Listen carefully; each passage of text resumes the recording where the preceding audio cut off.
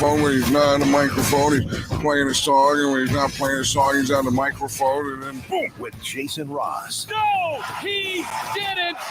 Yes, he.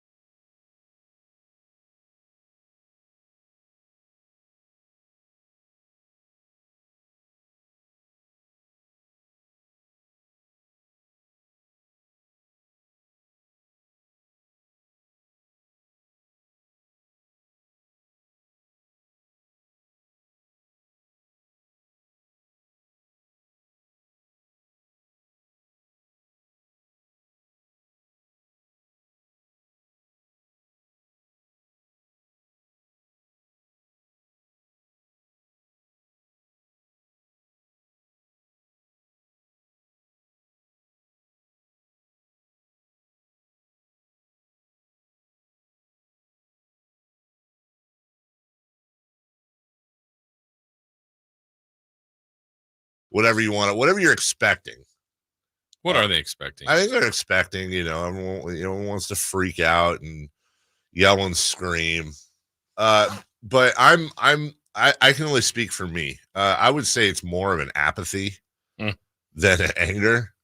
Like I'm not even surprised. Like I'm mildly surprised they lost last night. But it's like I go back to the Miami game. That was the one where, look, you lost in Miami, whatever. But just the way that we've kind of been taught, it's like, well, I know they've lost 7 in a row. I know they've lost to a bunch of tough teams, but, this is a tough team and blah, blah, blah. And, we're probably going to lose. And then, we lost, and that's fine. And it's not like what we think matters anyways. I mean, let's be real. It's not like if the fans want it more, they're going to win, whatever. But last night, like that's all we talked about yesterday. It's like first game back from a road trip, and the Pistons did have a big lead on them. And hell, my stinking it shouldn't even been allowed as a random stat was the Pistons would have a double-digit lead. Like, and I guarantee you, I'm not some Nostradamus. I guarantee you, a lot of the fan base felt that way, and you could chalk that up to, well, we're naturally kind of pessimistic sometimes, and every once in a while you're going to be right about that stuff. But how many Wolodies are we going to have? I mean, I don't even know. Can we even have one? Is this it? Like, can we have a worse one? I know it's like, don't ask that question, but barring like a loss where all of our star players crash into each other and tear their knees, like barring an injury related worst loss of the year. Is there anything worse than getting blown out by the Pistons, who had 2 road wins and had lost 43 of 49 games? I don't think you can have something. The only thing I could think of, and I can't really put it into a context like that, because that's I don't know if you can have a worse loss. I don't think you can. But it would be. I think I guess I'm just changing the category. More painful, like the playoffs. Yeah. Well, but like the Suns, sure. Like by definition, that one really hurt. Yeah. They're up 22. Last night was just nothing but embarrassing, right? Yes. So it's Wolodi, but you just go, well, Dave, there's not a worse team. You were at home. You were playing better. Oh, you were 100% healthy. They traded players. They weren't healthy. Their top 2 scorers weren't there. Mm-hmm. I just don't think you could stack up more in the favor of the Kings.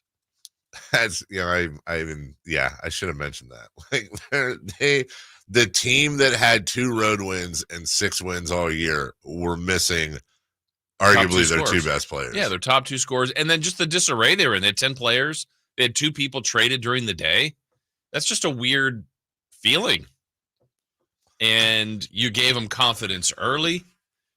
The one thing I will say that surprised me about the game was I was like, okay. When Sabonis hits the 3 to end the quarter, I was almost mad. I'm like, good, I'm happy. Right. You're going to win, but why do you do this? Why do you do this? Why? He's high-fiving Rasay Fox. Yeah, which was great. I mean, it was an awesome moment. The building, I was like, wow, this is a lie. They're live. Everybody's frustrated, but now they're happy, and they're going to win by like 12. And okay, just frustrating, but at least it's a win. Who cares? Get out of here. Now, for Detroit to respond after that, after the bad team does what it does and builds a 15-point lead, that I thought wouldn't happen. And so that you go, good on Detroit, absolute shame on the Kings. For real. Yeah. I mean, they just let it go. Mm-hmm. 36-21 in the fourth. In winning time. Again, everybody's there. Your quote-unquote non-all-stars. I got to be honest. I honestly, it's so weird. I can't shake this. I can't shake this feeling. This is like a top 3 Kings team I dislike in Kings history. Yeah. I really am starting to dislike this team. I like the individual parts. I love De'Aaron. I love Domas. I love Mike Brown. I love Herter. I'm talking about the team. And I'm not talking, and obviously this isn't personal. I'm just talking about the team. Which is weird because it's, for the most part, the exact same group that I would say everybody fell in love with. Last year, you're right. It's not like they broke this up. The main top 7, 8 are here. It's the thing is like here, we're a blue collar city. We value heart, effort, and hustle over everything. Well, except wins. But heart, effort, and hustle. And even in the losing terrible years, like we're the team, we're the crowd that gave the team a 3-minute standing ovation when they came back from Seattle after winning a game. And like, they lost that series, whatever, fine. And we're the team that had standing ovations all across Sacramento when they took the Jazz to 5 games back in 99 or whatever it was. Even though they lost, like we appreciated that they gave everything they had. There's nothing worse than looking at a team that has the talent and the ability. And they have the talent and the ability because you've seen the wins. You've seen the great wins. But they're cruising around like they're the mid-2000s Shaq and Kobe Lakers that can just put it in cruise control and then turn it on. Like they're acting like a team that's either a defending champion or Western Conference finalist. And bro, you got axed in the first round. Like Steph dropped 50 on your heads in Game 7 in front of your home crowd. Like that obviously stung. And I don't know what the hell's wrong with De'Aaron Fox. Like I saw a lot of slander on his name last night that was getting way out of control. Like I'm not turning on De'Aaron Fox, but what the hell is going on? Like he has been so inconsistent lately, up and down, mostly down, can't make his free throws. Who the hell was in charge of Jaden Ivey last night? What was that? What was that? Like what was that? Detroit was right. Apparently, because I don't think it can get any crazier than 37-0. Yeah, we have that coming up later. And what did the Kings have in the fourth? You said 21? 21. He had 19 by himself, 6 for 6, 19 points. That's Fox's quarter or Sabonis or somebody. He took the game over. He 100% took the game over. Like Jaden Ivey took the game over and had a career high. Alec Burks' revenge game, 25. And it's like, I don't,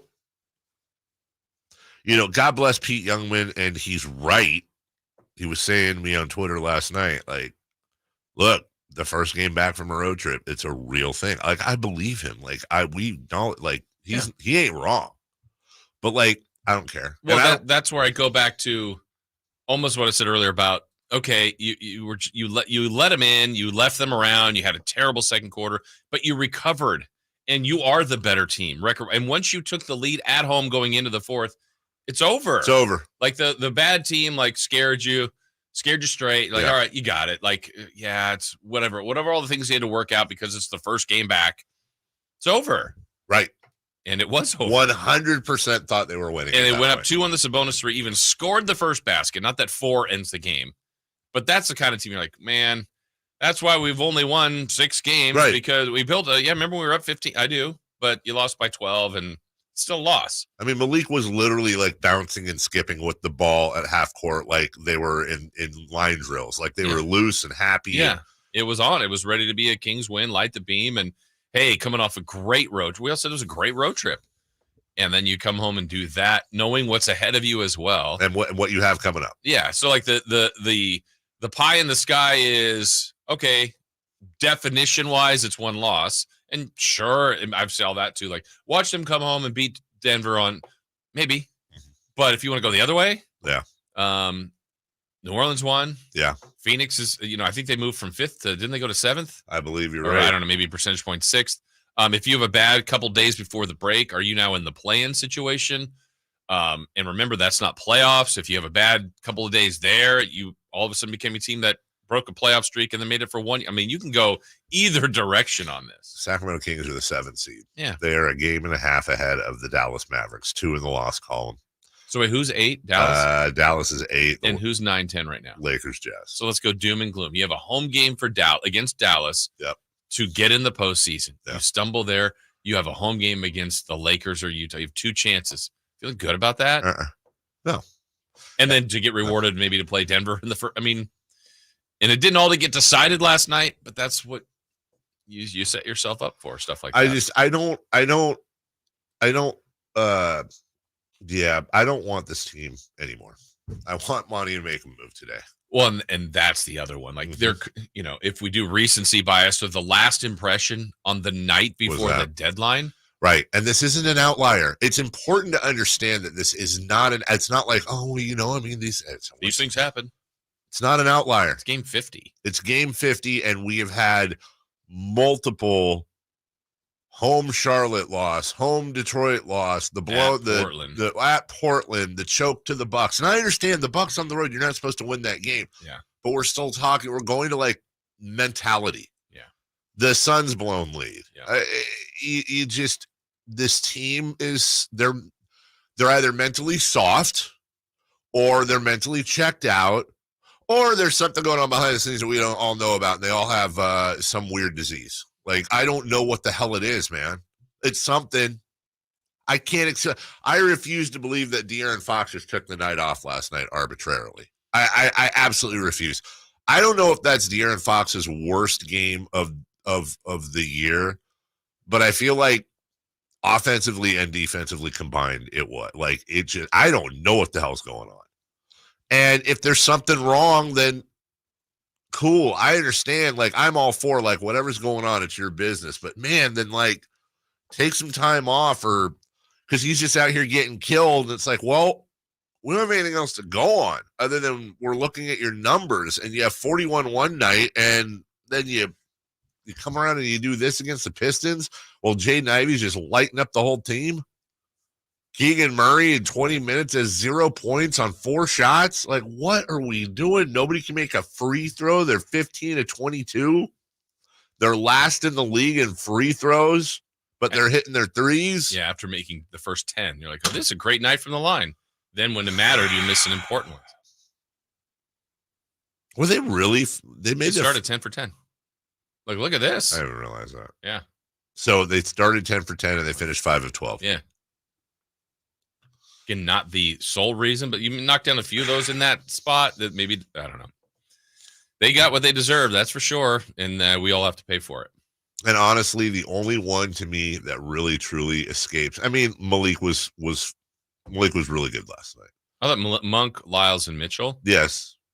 I mean, I guess Sabonis always is there. Well, that's the thing. It's like Domantas Sabonis just when you do all of this like first game back from the road trip and it's tough. And then, well, why doesn't that affect Sabonis? Did he look any different? No. Sabonis is the only guy that brings it every night. He's the only guy that brings it every night. Both ends of the floor. It's so dumb. It's so dumb. This team is dumb. I'm done with them.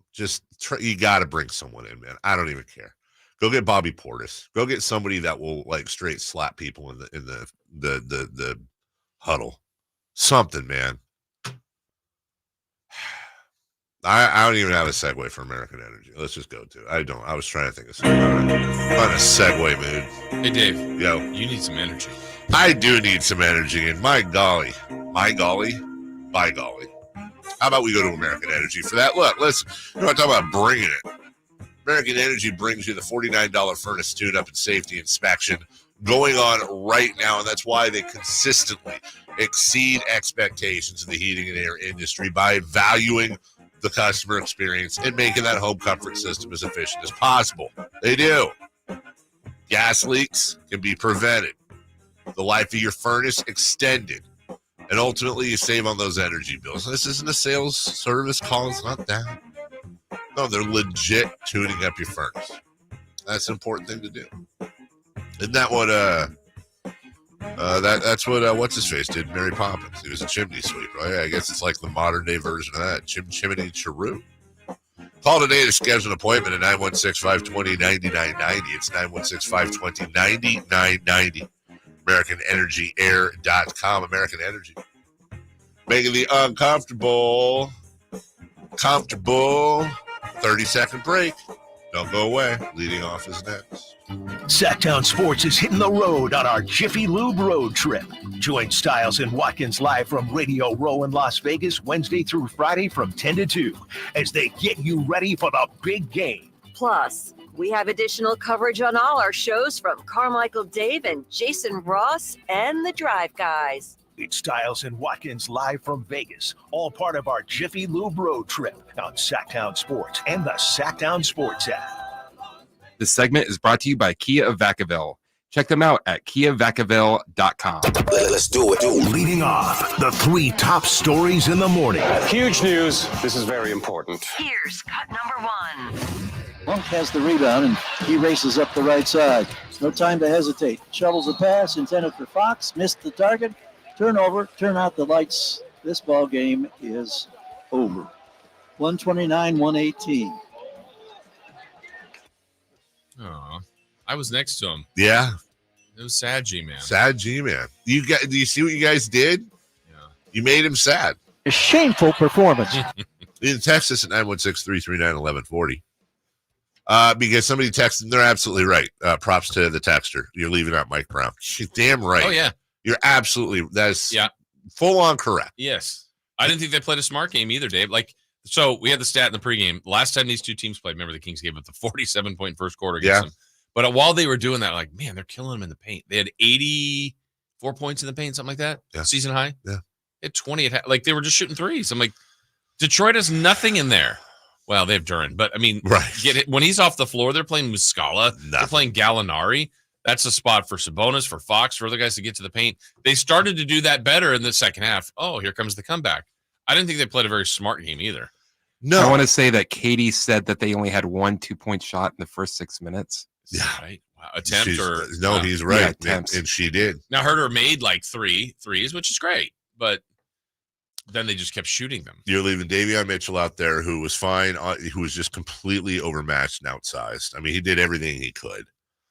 I don't know what the hell is going on with Keegan, and here's a little bit of Mike Brown. There are many times during the season where I could say that I was disappointed in our performance, and tonight is definitely one of them, if not at the top of the list. The way we played the game, especially defensively, was not good. We've seen clips of him in practice lose his mind. Yeah, I hope that's happening. I mean, there's lots of different ways to go on this. I have no idea how he did it in the locker room, but I want to be clear about this too. I like Mike Brown. I think he's a good coach. He's the reigning coach of the year, blah, blah, blah. And I ain't saying nothing other than to say reigning coaches of the year have been fired.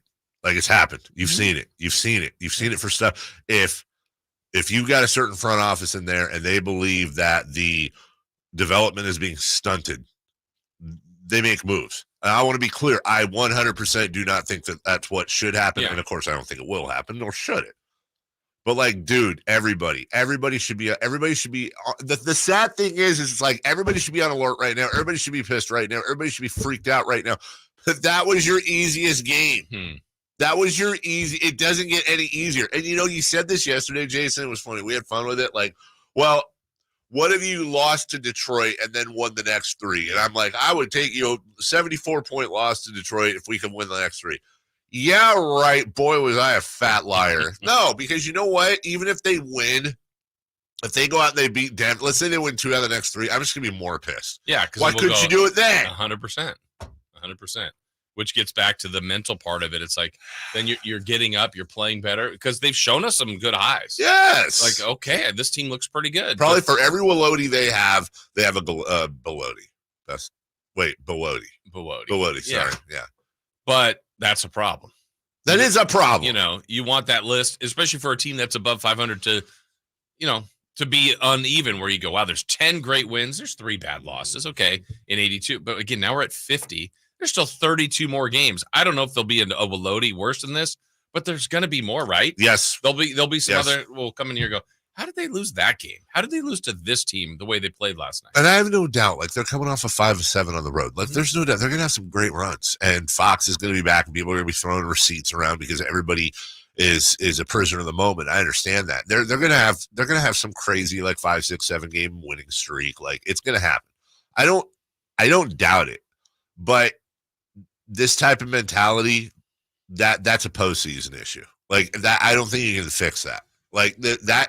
This type of mentality that makes them vulnerable to bad teams, that makes them think they're better than they are, that makes them just, where'd our talent go? Oh, I don't know. It's the Pistons. Whoa, what did was it Fox? It was Fox or Monk. I think it was Fox. It was like any given night you can lose to any given team. And he's right. That's all true. But that's true. How many times that happened? Right. And that's the other thing I was saying last night in the post game. All right. So the Memphis escape on this road trip, the Chicago escape on this road trip, or the losses, the Charlotte home loss, the Portland undermanned road loss. Weren't those supposed to be lessons? Yes. What are we learning? You go through that to avoid last night, and that's not what happened. And that's what's disappointing.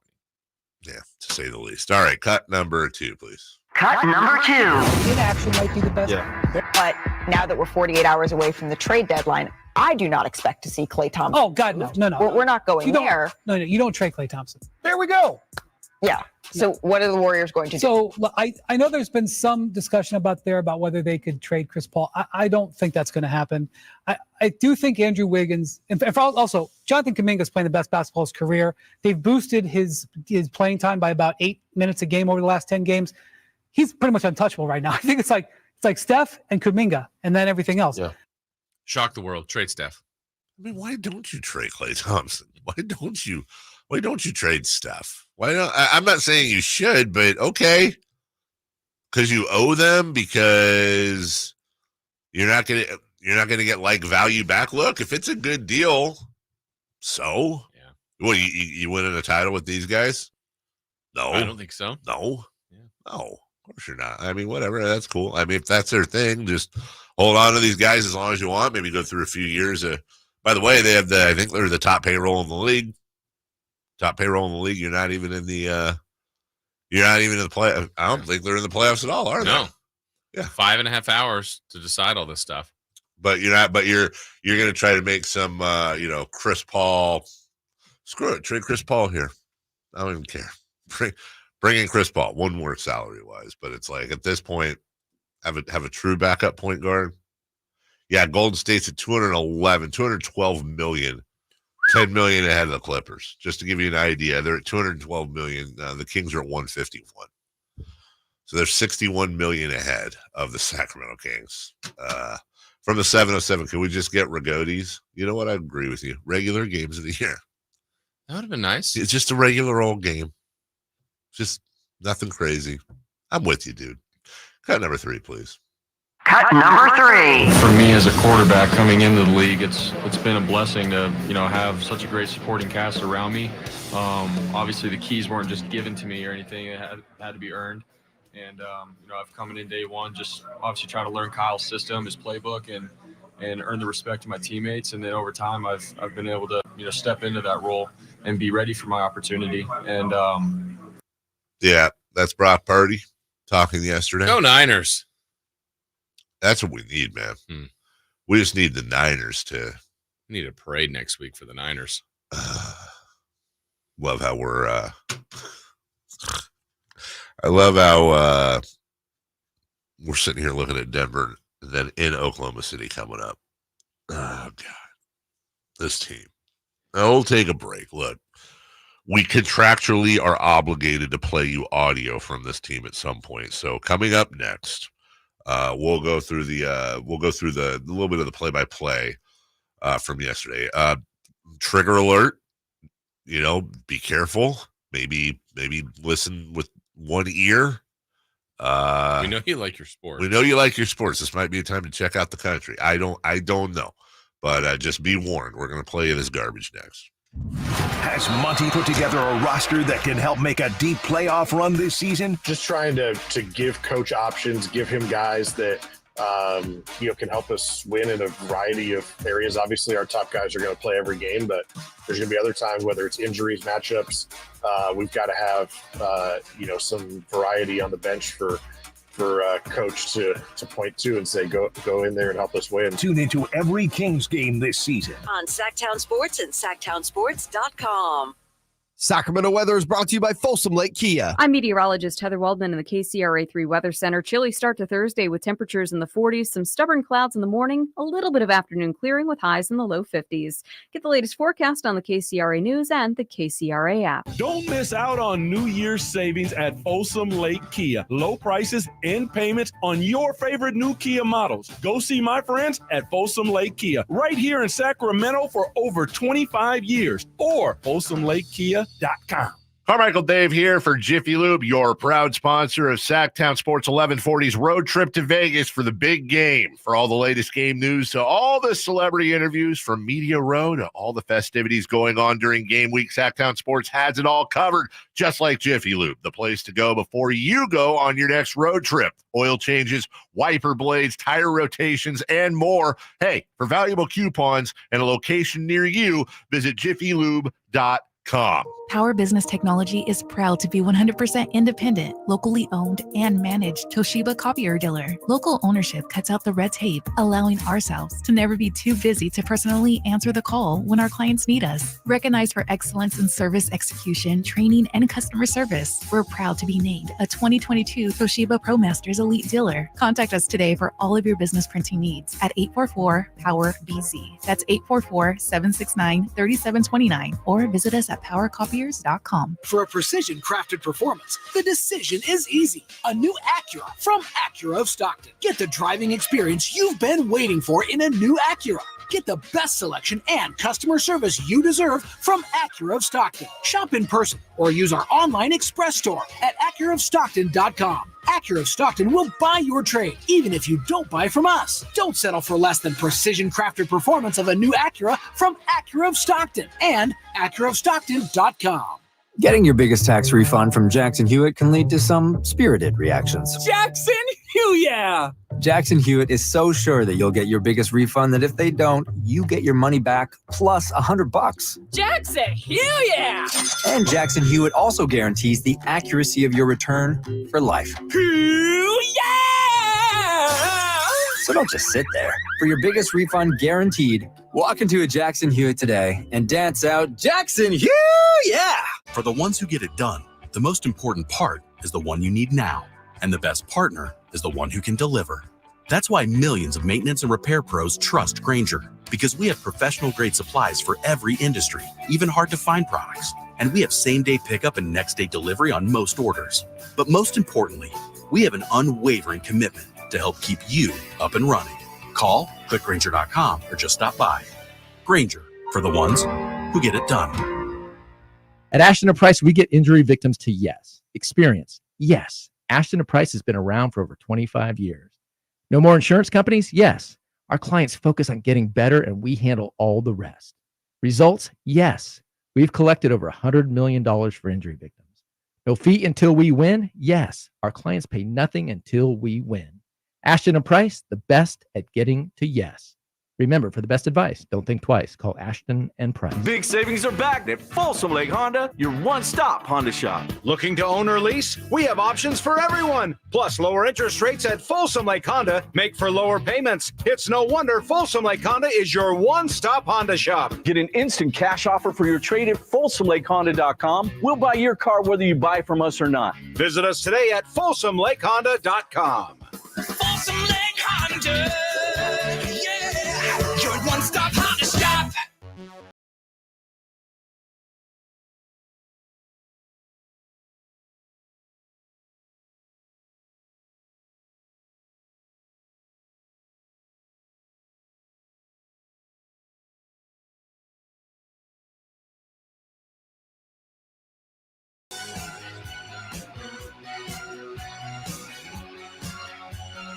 The Carmichael Dave Show with Jason Ross. Call or text at 916-339-1140. On Sactown Sports. Before we get started with this, I saw the story during the break. I'd forgotten about this. Back in 1998, Mark McGwire hit his 70th home run. A guy named Phil Ozerski was making $30,000 a year doing whatever he did. He caught the ball. The Cardinals asked for the ball, and they offered a signed bat, a ball, and a jersey.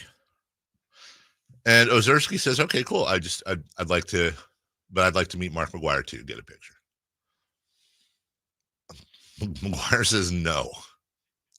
Fun guy. Ozerski backs out.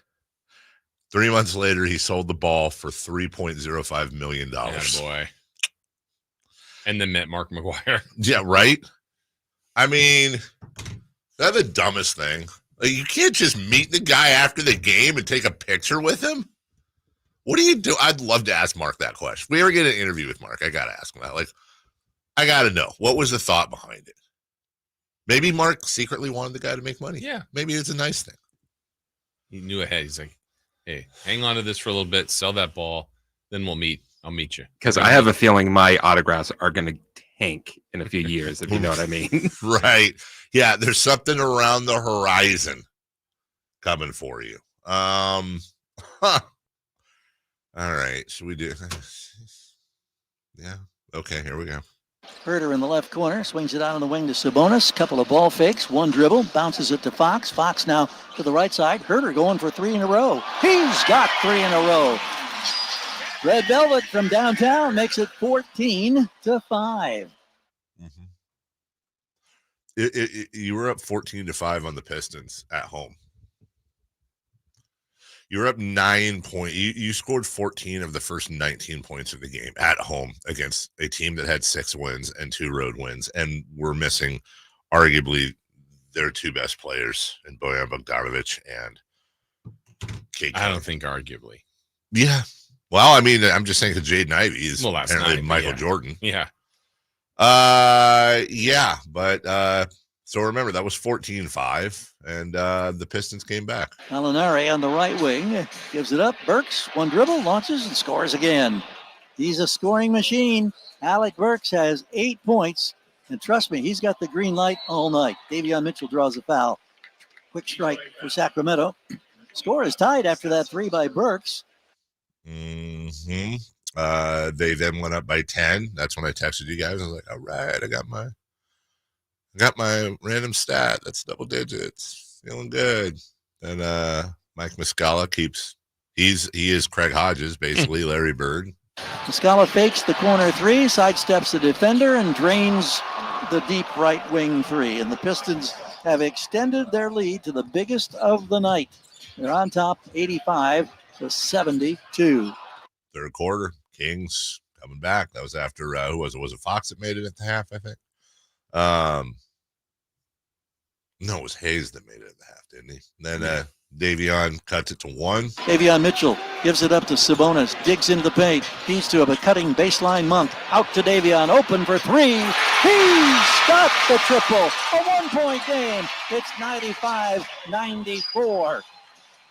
Pistons still have the lead. Approaching 1 minute to go in this third quarter. And then the Sabonis 3, high-fiving De'Aaron Fox's wife and family around there. Here's Monk, rocks, fires, short on the 3. Back tap, Sabonis to beat the buzzer. He's got the right corner 3. Sacramento takes the lead. I'm sure they'll review it, but that would put the Kings on top, 99-97. Sabonis with 14 points in the quarter. I mean, I'm telling you, it was really loud in there. Yeah, I mean, it was. Because I think everyone's like, what's happening tonight? Oh, good. Game is settled down. Here we go. Let's bring it. Let's light this beam. Yes. This will be a nice, fun fourth quarter. Fox steal to Mitchell. Fox with a steal. Stripped it away from Ivey. Gives it ahead to Davion. Sets up the alley-oop. There it is! Malik Monk skying to the rim and beyond. Flight 0 has full liftoff. Wow! 16 points for Monk. Kings regain the lead, 105-103. That was after a De'Aaron Fox steal. Mm-hmm. So you're in the fourth quarter. It's 105-103. And the Pistons peel off a 30-15 run to close out. A 30-15 run, of which I think 37 of that 30 was Jaden Ivey. Muscala gives it up to Ivey on the right wing. Shot clock at 6. Rocks in rhythm, fires, and hits the 3. Here's Ivey now, has been Mr. Everything here in this fourth quarter. Working against Herter. Probes, pulls it back. Now curls to his right. Reaches inside. Scores it. Here's Alec Burks with a dribble handoff now. Straight away. Here's another 3 and score it. Yeah, Jaden Ivey was crazy. And meanwhile, look, I get it. They're not thinking about this. They're not. I'm sure Jaden Ivey was thinking a little bit of, you passed on me. Okay, I'm going to show you what's up. And also, you got a good young player that's in a rhythm, and he's got a career high, and he's going for it. But just the optics of the fact that Jaden Ivey had 37 points and Keegan Murray had 0. Yeah. Sasser 3 made it 124-116, and then Alec Burks dropped the dagger on his old squad. Changes directions. Challenged by Sabonis to Ivey. Skips across court. Burks for 3. Dagger 3 thrown down by Alex Burks. It's 127-118. Inside 2 minutes to go. The Pistons have now made 17 3-pointers in Sacramento. I'm only laughing because it hurts. The other part is I heard that last night. I don't know if you heard it. There was one Piston fan right next to you. Can you replay it? Can you hear his clapping? Oh, let's see. You'll hear it. Changes directions. Challenged by Sabonis to Ivey. Skips across court. Burks for 3. Dagger 3 thrown down by Alex Burks. It's 127-118. Inside 2 minutes to go. The Pistons have now made 17 3-pointers. It's like, what is it? Give him a slow clap. Yeah, it's just one guy right there. Kings, here's just another. I'm just playing this now for G-Man. There's another turnover here. Monk has the rebound, and he races up the right side. No time to hesitate. Shovels a pass intended for Fox. Missed the target. Turnover. Turn out the lights. This ball game is over. I was going to say one thing on that. Yeah. Dave, they shattered their season best for fewest turnovers. They went, the Kings. The Kings went 43 minutes without a turnover at home to the league's worst team and lost by double digits. They had a Keegan Murray travel in the first quarter. It was like 9:20 to go. And until that final minute turnover by Malik Monk, that was it. They went that long in the game. Like, if you go, well, they turned it over 25 times, missed all these shots. All the stuff they did had a winning formula to it. Right. And they lost to the league's worst team at home. They were the Kings were out rebounded. This is funny. Never mind, I won't say it. I did that to him yesterday at the same time. Hold on a second. I'm not saying who you are, but I'm just answering on the air so that you know that at least I will answer on the air, and then I'm going to call you back. There. Got him. Sorry, as an inside joke with it. I'm attempting to dazzle Dave. All right. The problem here is, well, it's a lot, but 0 points out of Keegan Murray.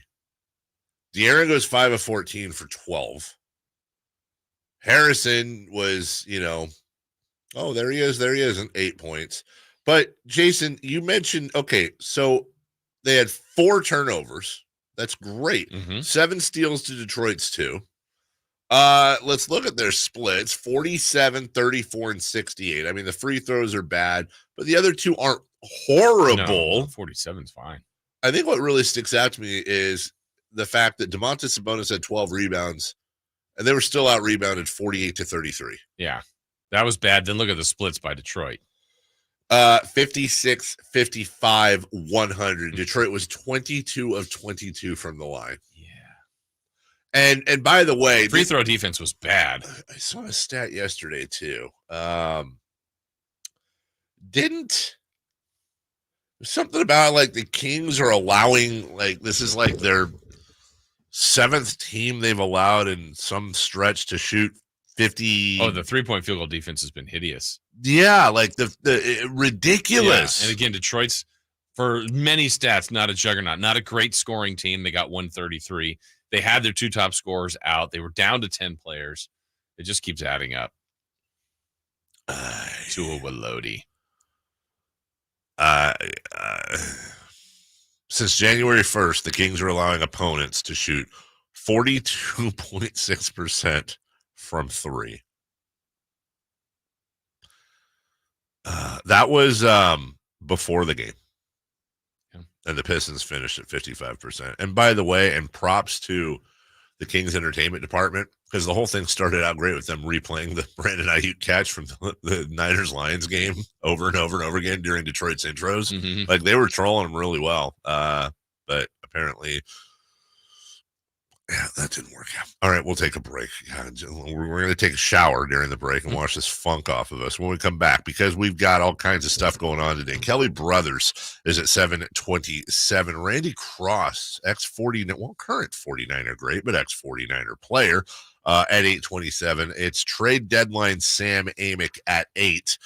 When we come back, though, an early version of 4 Down Territory next. Jiffy Lube, a proud partner of Sactown Sports, is sending Styles and Watkins on the road to Las Vegas. Road trip! Starting Wednesday from 10 to 2, join the guys live from Radio Row as they get exclusive interviews to prep you for the big game. Vegas, baby, Vegas! It's Styles and Watkins live from Vegas, all part of our Jiffy Lube road trip on Sactown Sports and the Sactown Sports app. The power's out at our house. Coffee table. But since our family has storm-ready Wi-Fi from Xfinity, we can stream or game in the dark, as I try and feel around for a seat. Here we go. Oh, who moved the couch? Get storm-ready Wi-Fi only from Xfinity, so you can stay connected for up to 4 hours, even when the power goes out. Restrictions apply. Limited to customers within range of 4G, LTE cellular signal. Speeds reduced to 30/7 megabits per second. Actual speeds vary. Learn more at xfinity.com/stormready. Carmichael Dave here for Jiffy Lube, your proud sponsor of the Drive of the Game. Listen to every Kings game for Gary Gerald's Drive of the Game call. Then listen to Jason and me the next morning for a chance to win a $100 Jiffy Lube certificate, courtesy of all the Jiffy Lube locations in the greater Sacramento area. Jiffy Lube, your place for oil changes, wiper blades, tire rotations, and more. Hey, for valuable coupons and a location near you, visit jiffylube.com. Whitey here, reminding you that not all grills are created equal. Start your 2024 grilling season right with a new lifetime warranty Napoleon Prestige line of outdoor cookers. My personal Napoleon P500 series gas grill has turned me into a grilling pro. It's incredible. Napoleon Prestige grills, versatile grilling for every occasion. Form, function, and luxury can come in the same package. Just go to your local Green Acres Nursery and Supply for the best selection today, or visit Napoleon.com for a dealer near you. The world has changed a lot these last few years. You can do pretty much anything from your home, including order your new Honda from Northern California's #1 Honda dealer, Stockton Honda. Check out our great selection at StocktonHonda.com, or come in today and get pre-approved all in the blink of an eye. Stockton Honda makes buying a car simple and stress-free. Anytime, anywhere, it's all here. StocktonHonda.com. Sacramento's premier music festival, Country in the Park, is back. 2 big old nights, May 17th and 18th at Cal Expo, with Brantley Gilbert, Dustin Lynch, Walker Hayes, and more. Plus line dancing, a mechanical bull, and Sacramento's best food trucks. One-day tickets are on sale now, starting at $46, or upgrade your experience with VIP or pit passes. Country in the Park, May 17th and 18th at Cal Expo. For more info, visit CITPfest.com. Brought to you by Hubble Chrysler Dodge Jeep and Ram Center. Guys, want to lose weight, improve your performance, and increase your drive? Revive Men's Health Sacramento can help you address the root causes of weight gain, low energy, poor drive, and performance issues. And since your testosterone level has a direct impact on your weight and fitness, we'll give you a free T-check and free exam at Revive Sacramento. Imagine upping your game, losing weight, and getting in shape all at once. Revive can help you make it happen with our new cutting-edge weight loss medications, like your favorite athletes and celebrities use. They're affordable and available now. Weight gain and low T are treatable conditions. We know we can help you. Take that first step and book today. You're only one step away from getting in the best shape of your life. Call Revive Men's Health at 916-277-8599. That's 916-277-8599. Or visit ReviveMen'sHealth.com. Sky's the limit at Sky River Casino in Elk Grove. Enjoy over 80 table games, the hottest slot machines, and our thrilling high limit room. Plus, with Sky River rewards that add up and up, and 17 bars and restaurants to experience. Visit SkyRiver.com today. Gambling problem? Call 1-800-GAMBLER.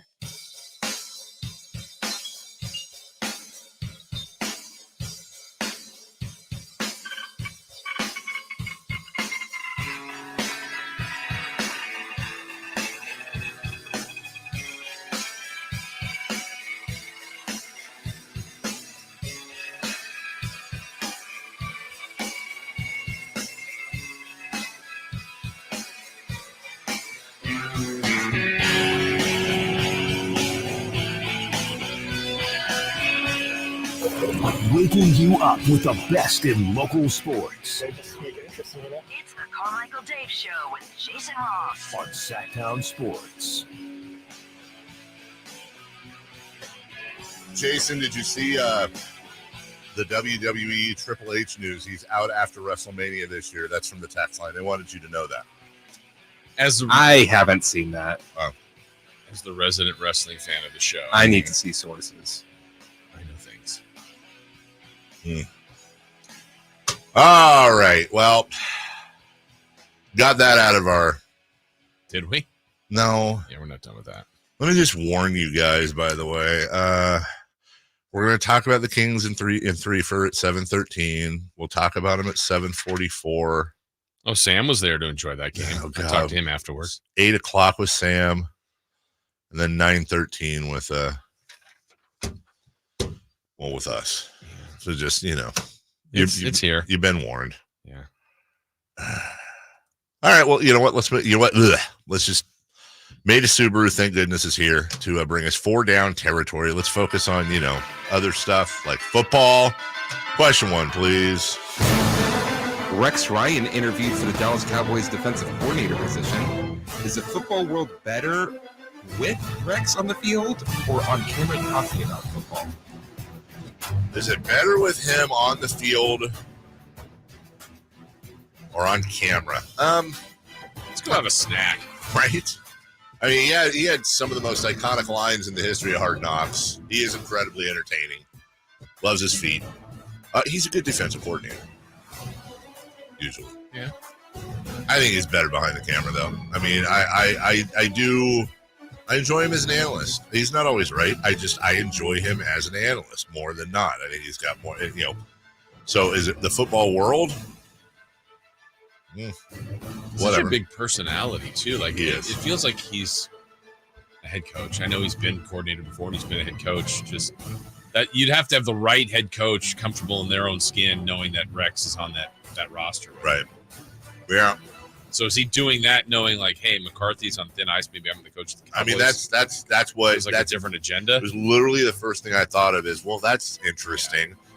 They have a hell of a defense. Yeah. They have a hell of a defense. So he's kind of walking into that. Right. And it's a good job to go to, I guess, but I do like him on TV. I do too, but I don't blame him. If he wants to get back into coaching, now's the time. Give another run at it. Second down, please. 49ers defensive lineman Chase Young will be a free agent in the offseason. Will Sunday's Super Bowl be his final game as a 49er? So I'm trying to think, like, does it matter how he performs? Like, what if he has, 4 sacks and is the MVP? Like, does that make a difference? It's a complicated question because I don't know what he's going to ask for. The Niners have a very difficult payroll to roll through, which is helped by Brock Purdy, but still, they got a lot of other stars there.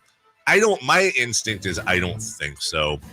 I think they'll look for help in the draft. I think they'll look for help around the margins. One thing that's great about that defense is you don't necessarily have to bring in a guy with insane, all-pro talent because they're not going to be double-teamed because you got too much other stuff going around. And my guess is Chase is going to be looking for his bag and would rather, get a ton of money playing for, I don't know, Chicago or Tennessee than making much less money but playing for the Niners. That's just my guess. So if you forced me into a corner, I'd say, yeah, it's his last game. I feel the same way too. Look, there's already been a couple of rumblings about some effort concerns, which that's a problem. It's a defense that they spend a ton of money on that position on the defensive line and the edge rushers and to kind of pack the middle there. But I kind of do think they would go another route or can go another route. He might be expensive, and I don't know that he's made this biggest impact that they thought they would. So I feel like it'll be his last. No, when you're hearing about effort, and this is a disappointing defense in the postseason in some sense, right? And by the way, this was already kind of a knock on him with the Commanders, and you thought, it's the Commanders, get him out of there. It's kind of like Randy Moss didn't want to catch passes over the middle for the Raiders, and then goes on and has this record year with the Patriots. Sometimes when players are on bad teams, they don't give max effort. Doesn't seem like that was the case with Chase Young. Third down. The Super Bowl will be played in Las Vegas this weekend, but also in Bikini Bottom on Nickelodeon. Yeah. Will you spend any time watching their version of the Super Bowl? I imagine where I'm going, there will be a room where it's on for the kids. So maybe passing by to get some food, I'll see it. I ain't screwing around. So no. It's the Niners in the Super Bowl. It is the Niners in the Super Bowl. I'm not trying to screw around in Bikini Bottom, but I will DVR it. Shut up, Patrick! Right. Shut up! Exactly. That's exactly right. What SpongeBob thinks? Yeah. Oh, you were talking about Mahomes, right? Yeah. So I will DVR it though, and then if the Niners win, I might watch the replay. One of the replays I'll watch the SpongeBob version and enjoy it. Not the Puppy Bowl at any point. Will I watch the Puppy Bowl at any point? Because I know you DVR that and watch it at later times. Yeah, no, for sure. We'll definitely. No, we will not flip to. Well, I mean, my daughter might commandeer a TV and flip to the Puppy Bowl. I don't know. But like I said, I get my Puppy Bowl. Set the screen. The Nickelodeon games have been better than I thought they would. It's been entertaining, but it is the Super Bowl. I don't think I'm checking it out. Fourth down. Tony Romo will be the analyst on Sunday for the Super Bowl. He came out hot in broadcasting, but it seems like his shine has fallen off amongst the critics. Do you think that is fair? I'm going to stick to what I've said about Tony Romo since he was hot, and I'm just going to continue to stick to this theory. The closer a commentator is to their playing days, the better they are. They played with a lot of these guys. They played in a lot of these offenses. They had to study film on these defenses, and it's almost like you imagine you're a phone charger. You're plugged in. And then the longer you're unplugged, the more that charge is going to leak out, and you then have to rely on, your core abilities as an analyst. And I don't think that was a really good analogy. Thank you. I don't think Tony's a bad analyst. I think part of the problem with Tony is that we're comparing Tony Romo to the other Tony Romo, and that other Tony Romo is never coming back. The Tony Romo the year after he retired, 2 years after he retired, where he's like legit calling out plays before they happen, and he's a revelation. We're not getting that one back. I think right now he is an above average. I believe he's an above average analyst being compared to one of the best heaters we've ever seen from an analyst. And it's a little bit unfair. So I'm going to go with unfair, but of his own doing. Yeah, I want to say, like I've said before, I enjoy either being entertained or informed. And if you can do both, then that's the sweet spot for an analyst. I think at the beginning he was doing both. And I want to say, Dave, it was one of the Chiefs-Patriots. I think it was when the Patriots beat the Chiefs in the AFC Championship game. So it was near the end of Brady's run before Mahomes really got going. And he had what I would say was a master. Like, I was fully informed. He was basically describing everything in this game-winning drive by Tom Brady based on how they were defending Gronk. And he's like, okay, look where the safety is. He's playing. And it was more than too high with a, 4 deep corners. He was like, he was drawing. He's like, where this safety's playing, the open man's going to be Gronk. That's right. And then Brady snap, look, Gronk, open. You're like, okay, I see what he saw there. He's like, now it's going to be over. And he was literally calling it perfectly. That's right. And I went, wow, he's telling us what's going to happen, and it's happening exactly what he's saying. That was amazing. But that was like his peak. No, you're 100% right. And the thing is, generally with your best football's a different gig. Your best football analyst, 80% of it, if not more, is your ability to immediately run us through a replay. Right. That is your gig. Yeah. You're running us through a replay. You've got the telestrator. We're coming back from break. You're pointing out this play that happens. Sometimes it's the left guard. Like, you see the play, and he's like, look at the guard and you're like, that's right. Didn't even see that. Didn't even notice it. Yeah. And that's where the analysts are the best. Baseball, basketball, not the same. Yeah. Football, you got to be able to do that. Yeah. Sorry, I got Woj and Sean. Yeah, you too. Our phones are going off with Twitter alerts, and every time it's like, all right, stop everything. It is trade deadline day. It's probably a good time to reset. In addition to having Sam with us at 8:00, it was always fun. When it actually is he usually? I feel like he's usually with us on deadline day. Yeah. Yeah. And I even asked him last night, are you going to be good? He goes, yeah, I mean, barring like if something massive, that's what I always let hope. us know. I always hope that. That's always fun to see. Gotta go, guys. Gotta go, guys. Or he puts us on mute real quick. So that's always fun with Sam. We'll have him for a couple of segments there. We'll take a break right now. When we come back, who do we decide on here? Michael Lombardi. Michael Lombardi, who was with Styles and Watkins yesterday down in Vegas. And want to remind you as well, Jiffy Lube bringing all of our amazing Super Bowl coverage to you live from Las Vegas. We'll get into all that. Styles and Watkins with Michael Lombardi next. It started with 32 teams back in September with one goal. Now we're down to the final 2 with a chance to earn the coveted Lombardi Trophy. It's Super Bowl 58 as the Kansas City Chiefs look to go back-to-back while the San Francisco 49ers seek their 6th Super Bowl title. Super Bowl 58, Sunday at 3:30 on your home for the NFL. Sactown Sports and SactownSports.com. We all hear the radio ads about the IRS. They tell you to be afraid, to be scared, and they try to frighten you into calling. I'm not here to do that. Tax Relief Advocates is different. TRA is here to tell you that if you owe money to the IRS, whether it's $5,000, $50,000, or $500,000, we have a solution. It doesn't matter if you're sitting in your car, at work, or with your kids. No matter where you are, call now. 800-583-5795. Don't lose hope. TRA can eliminate or reduce what you owe to the IRS. There is zero risk to you. If we can't reduce your tax debt, then you pay nothing. Our passion is taxes and helping individuals fix their IRS problems. We have a 5-star rating on Google and Yelp and an A+ with the Better Business Bureau. You don't need to be afraid of the IRS any longer. End your tax nightmare today by visiting us online at TRA.com or call 800-583-5795. That's 800-583-5795. Tax Relief Advocates. Real solutions for real people.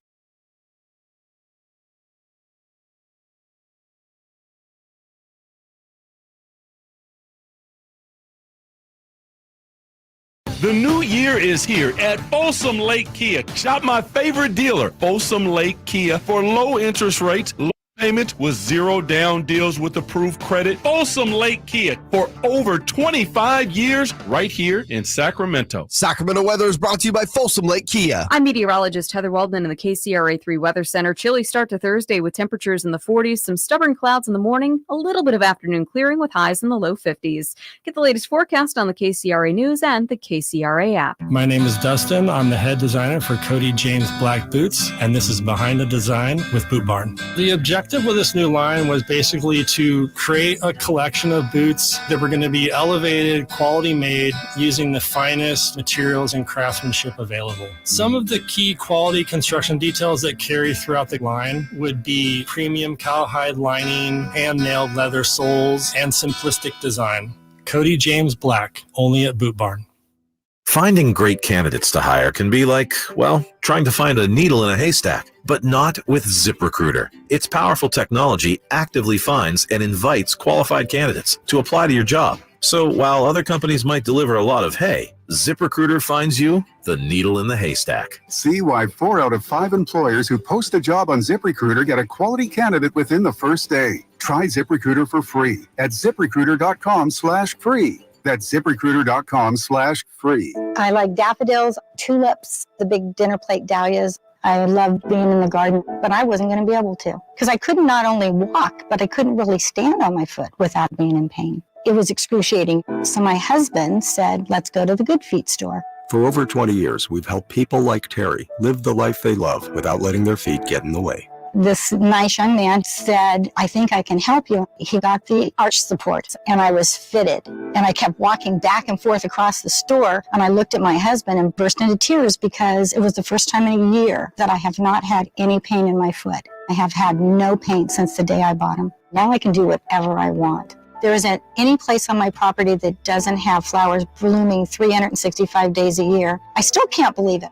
My name is Terry, and that's my Good Feet story. See what we can do for you with a free personalized arch support fitting at the Good Feet store. For sore feet, aching back, knee, or hip pain, come to the Good Feet store in Sacramento, Roseville, or Vacaville. Carmichael Dave here for Jiffy Lube, your proud sponsor of Sactown Sports 1140's road trip to Vegas for the big game. For all the latest game news, to all the celebrity interviews from Media Row to all the festivities going on during game week, Sactown Sports has it all covered, just like Jiffy Lube, the place to go before you go on your next road trip. Oil changes, wiper blades, tire rotations, and more. Hey, for valuable coupons and a location near you, visit jiffylube.com. Join Sactown Sports at Twin Peaks for big game action on over 40 screens. And your chance to win a 4-pack of tickets to see pop icons The Jacksons at Thunder Valley on March 30th. Don't miss it. Sactown Sports road trip to Vegas to cover the big game is brought to you by Jiffy Lube, your place to take your car before your next road trip. From the Power Business Technology Toshiba Studios, KHTK-AM Sacramento, KYMX HD2 Sacramento, the only station in Sacramento giving you local sports coverage from 6 a.m. to 6 p.m. Monday through Friday. Sactown Sports. The Carmichael Dave Show. He's on the microphone when he's not on the microphone. He's playing a song, and when he's not playing a song, he's on the microphone. And then boom, with Jason Ross. No, he didn't. Yes, he did. Call or text at 916-339-1140. It's the Carmichael Dave Show with Jason Ross on Sactown Sports.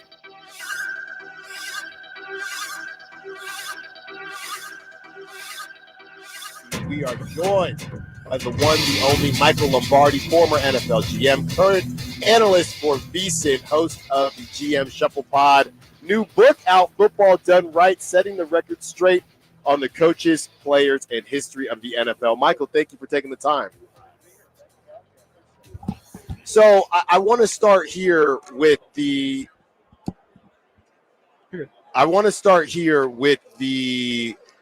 front office GM aspect of this, right? So when you talk about Brock Purdy, everybody talks about how inexpensive he is, relatively speaking. The importance of the Niners to win the Super Bowl with Brock on this rookie deal, and they still have him next season on the rookie deal. How important is it, or do you think it's a bit overblown? I get really confused. Sometimes it's, oh, well, they have to do it now, or they're not going to be able to pay Ayuk. Then somebody comes out and says, actually, if you look at the numbers, they can keep everybody. How important is it for the Niners to get a win with Brock on this rookie deal? Well, I think it's important to get a win regardless of the rookie deal. I think we make way too much of that. I think, you've got to do a better job of drafting. In 2002, when you go back and look at that 2002 draft, if they don't hit with Purdy in the 7th, that's a washout draft for them. Yeah. And so when you've got a good team, you can't have these washout drafts. Drake Jackson hasn't really been effective for them. And so they cut the running back that they picked already in that draft. So I think that's more than anything. Because, look, you want to pay your good players, right? You want to pay guys that play for you. And so you're trying to keep that, especially at positions that you can't find in the open market. Football's a game now where the contract and the player are two separate conversations, but they both are equal value. So if you pay a player X and you could get a similar player for Y, you've hurt your cap. And that has nothing to do with Brock Purdy's rookie contract. So it really comes down to valuing and understanding the value of contracts, and you can't overpay. You just got to be able to say no, and you got to have a farm system for players to develop. What have you thought about John Lynch and the Niners organization's approach to how aggressively they've built out that defensive line? I mean, they shelled out tons of money for Nick Bosa this season and bringing in Randy Gregory in the middle of the year, bringing in Chase Young in the middle of the year, signing Javon Hargrave in the offseason. What have you just thought about that approach to building out that defense? I think it's Kyle's philosophy, right? I'm not trying to minimize John. Yeah. But Kyle runs the organization. That's what they say, yeah. Kyle's got in his contract to run the organization. He would have, and so John works for Kyle, which is great.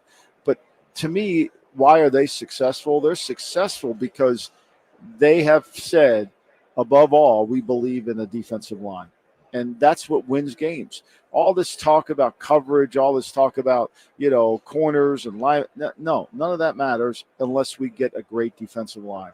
And I think that's really good. The Eagles last year, 60 of their 70 sacks came from the front. Yeah. Why are we concerned about the 49ers that going into the Super Bowl? Because their D-line hasn't played good. Not at all. Right? That's the whole problem with them. As you're sitting there saying, you got Hargrave making $20 million, you got Armstead making $20 million, you got Bosa making 30, you got Chase Young as second pick overall in the draft. When are these guys going to show up? Gregory's got on a real big contract. That's the key to football, right? Look, football is a real simple game. If we went out back and played touch, and I said to you, 3 Mississippi's the game, nobody gets open. Yeah. If I said 5 Mississippi, everybody gets open. Right. That's football. That's interesting. Yeah. That's football. And that's what the Niners are doing. They're trying to play a 3 Mississippi game. And that's how you win. And I think that's what they should be commended for. Talking to Michael Lombardi, former NFL GM, current analyst for VSiN, host of the GM Shuffle Pod. Be sure to check out his new book, Football Done Right, setting the record straight on the coaches, players, and history of the NFL. I know you're not, a Niners guy, but if you were to guess whether or not Brandon Ayuk, just based on that situation, is on the roster next season, what do you think? Oh, I think he is because, look, when you play the Niners, right, so let's work backwards here. You play the Niners, you've got to be able to take away the middle of the field, okay? So Kyle wants to throw the ball between the numbers, the numbers that line the sidelines. Inside there, that's his passing game in there. And when the defense forces you to throw the ball outside, which is what Spagnuolo is going to do, you better have a really good player on the outside who can win one-on-one matchups. Like the first third down against the Detroit Lions where he throws it out for 3rd and 10, it's a completion. So, I say this, if it gets ridiculous, then it's going to be hard and you're going to have to replace them. Yeah. I think the 49ers have done a great job of saying, look, we love DeForest Buckner. We think Armstead's better. We'll trade him for a first-round pick, and we'll pick another player to replace him. Now, Greenlaw hasn't been as good as Buckner. We get that. But I think that's the way you have to work the cap. Here's what you can't do in the cap. You can't fall in love. Right. You can't fall in love. But they know they need an outside receiver. But if it gets too expensive and it becomes too rich, they got to find their own. They got to find another answer. Yeah. I know you worked closely with Al Davis for a long time. I mean, being here in Vegas, what do you think Al would think of all of this? And of course, I mean, the Niners and the Chiefs being the two teams in it, I'm sure he would be thrilled at. Yeah, he would never have the Chiefs in his building. Yeah, that would be the first thing. Yeah. Okay. What people don't understand, I wrote about this in my book, Football Done Right. So back in the day, in the AFL, this is before you two were even born. Yes. So the AFL and the NFL were competing for players, and the college players, they said, was fair game. Whatever you want to do, whatever you want to spend, it's fair game. We'll compete against each other. The pro players whose contracts were out, now there was no free agency at the time. If the pro team, whether it was an AFL pro team or an NFL pro team, wanted their player back, the other teams, the other league couldn't compete for him. So what happened was Pete Gogolak, the kicker, was with the Giants. The Giants wanted him back. The Buffalo Bills signed Gogolak, and they broke the golden rule. And that started the war. Okay, and Al Davis signed John Brody. He signed Roman Gabriel to these long contracts for future years. And what he didn't know at the time when he was doing this is Lamar Hunt, Clark's father, and Tex Schramm are in the Dallas Love Field parking lot negotiating the settlement for the AFL and NFL. Jeez. And that settlement comes out, and that infuriated Al. And so there is a passion against the Chiefs on the field, but there's a deeper one off the field because he was misled. He was embarrassed. He was the commissioner of the league, and he didn't know they were settling. Yeah. He didn't want to settle. Right. He didn't want to settle. He told me many times, I rented an office on Park Avenue. Yeah. I wanted to let him know I was there. Yeah. You know, he wanted to put fear in him. Yeah. And so that adds fuel to the fire. But, of course, the league office doesn't know this, so they put the Chiefs in his place. Like, the Chiefs would have been at UNLV, trust me. I see. So did you see the clip of Mark Davis? And he was being sarcastic, but he did such a good job, if you will, that a lot of people didn't think he was. And he said, my two favorite teams are in here, the Niners and the Chiefs. And Raider fans were actually upset because they couldn't tell that he was being sarcastic. Well, look, Al has history in both teams, right? So the Chief, I told you about that. the 49ers, when they were for sale, Al brokered the sale to the Barlow family. Got it. Al was instrumental in that sale. He actually got $1 million finder's fees for making that sale. So he brought Mr. DeBarlow, Eddie Sr., Mr. Barlow Sr. into the group with the family that owned the 49ers at the time, and he made the deal happen. And then, of course, he got a finder's fee. So what Mark says, there probably is a little bit of love from his dad across the bay. Right. And Coach Walsh, worked at the Raiders, and he told me as I drove him around in a car that most football he ever learned was working for Al. So there is some, but this game really is a tribute to Coach Walsh, because when you look at both uniforms, you look at both offenses, you look at both organizational structures, that all comes from Walsh. Yeah, everything, how the coach runs the team, how they practice, what they do, that's Walsh, and we should honor him for that. Yeah. Michael Lombardi, thank you so much for joining us. But before we let you go, we need a pick. I'm going to go with the Niners 27-23. I'm wearing my first ring that I ever got. I see that ring. I'm rooting for the Niners. I love Kyle. I love Andy too. But I know it's just everybody. It's too easy to say, well, they have Patrick Mahomes. Right. That's just too. It's to me the Niners better play better on defense. They better show up. If they don't, it'll be a whooping. Thank you so much, Michael Lombardi, NFL, former NFL GM, current analyst for VSiN, host of the GM Shuffle Pod. Go get his new book, Football Done Right, setting the record straight on the coaches, players, and the history of the NFL. You never know what you might hear when listening to a Sacramento Kings game. Out of Keegan, going for another triple. Man, is he feeling it. Keegan, can he do it? Yes, there's number 11, Keegan Murray. Keegan steps back. He just knocked down his 12th three-pointer, a Kings franchise record. He's got 45 points. Never miss a moment of Sacramento Kings basketball with Sactown Sports and the Sactown Sports app. Hi, I'm Henry Winkler. My eyes are very important to me. My eyes connect me with things I love. I loved my late father-in-law dearly. He always lit up a room, but his vision dimmed with age. He had age-related macular degeneration, or AMD. And since partnering with Apellis, I've learned there's an advanced form of the disease called geographic atrophy, or GA. His struggle with vision loss made me want to help others know about GA's warning signs. For some, straight lines seem wavy, like when looking at a door frame. For others, blurry or missing spots can make it hard to read or see loved ones' faces. Many have trouble seeing in low light, making driving at night difficult. GA gets worse over time and cannot be reversed. If you've been diagnosed with AMD and notice vision changes, don't wait. Talk to your eye doctor about GA today. Learn more at GAWon'tWait.com. That's GAWon'tWait.com. 3 questions, 3 answers. It's 3 for Madness on the Carmichael Dave Show with Jason Ross. Here's question 1.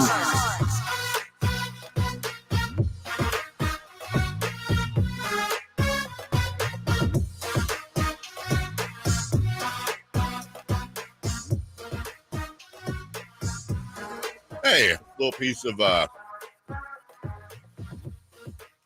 personal happy news I'll share. So my son's a freshman in high school. He's playing on the basketball team. They're wrapping up their season this weekend.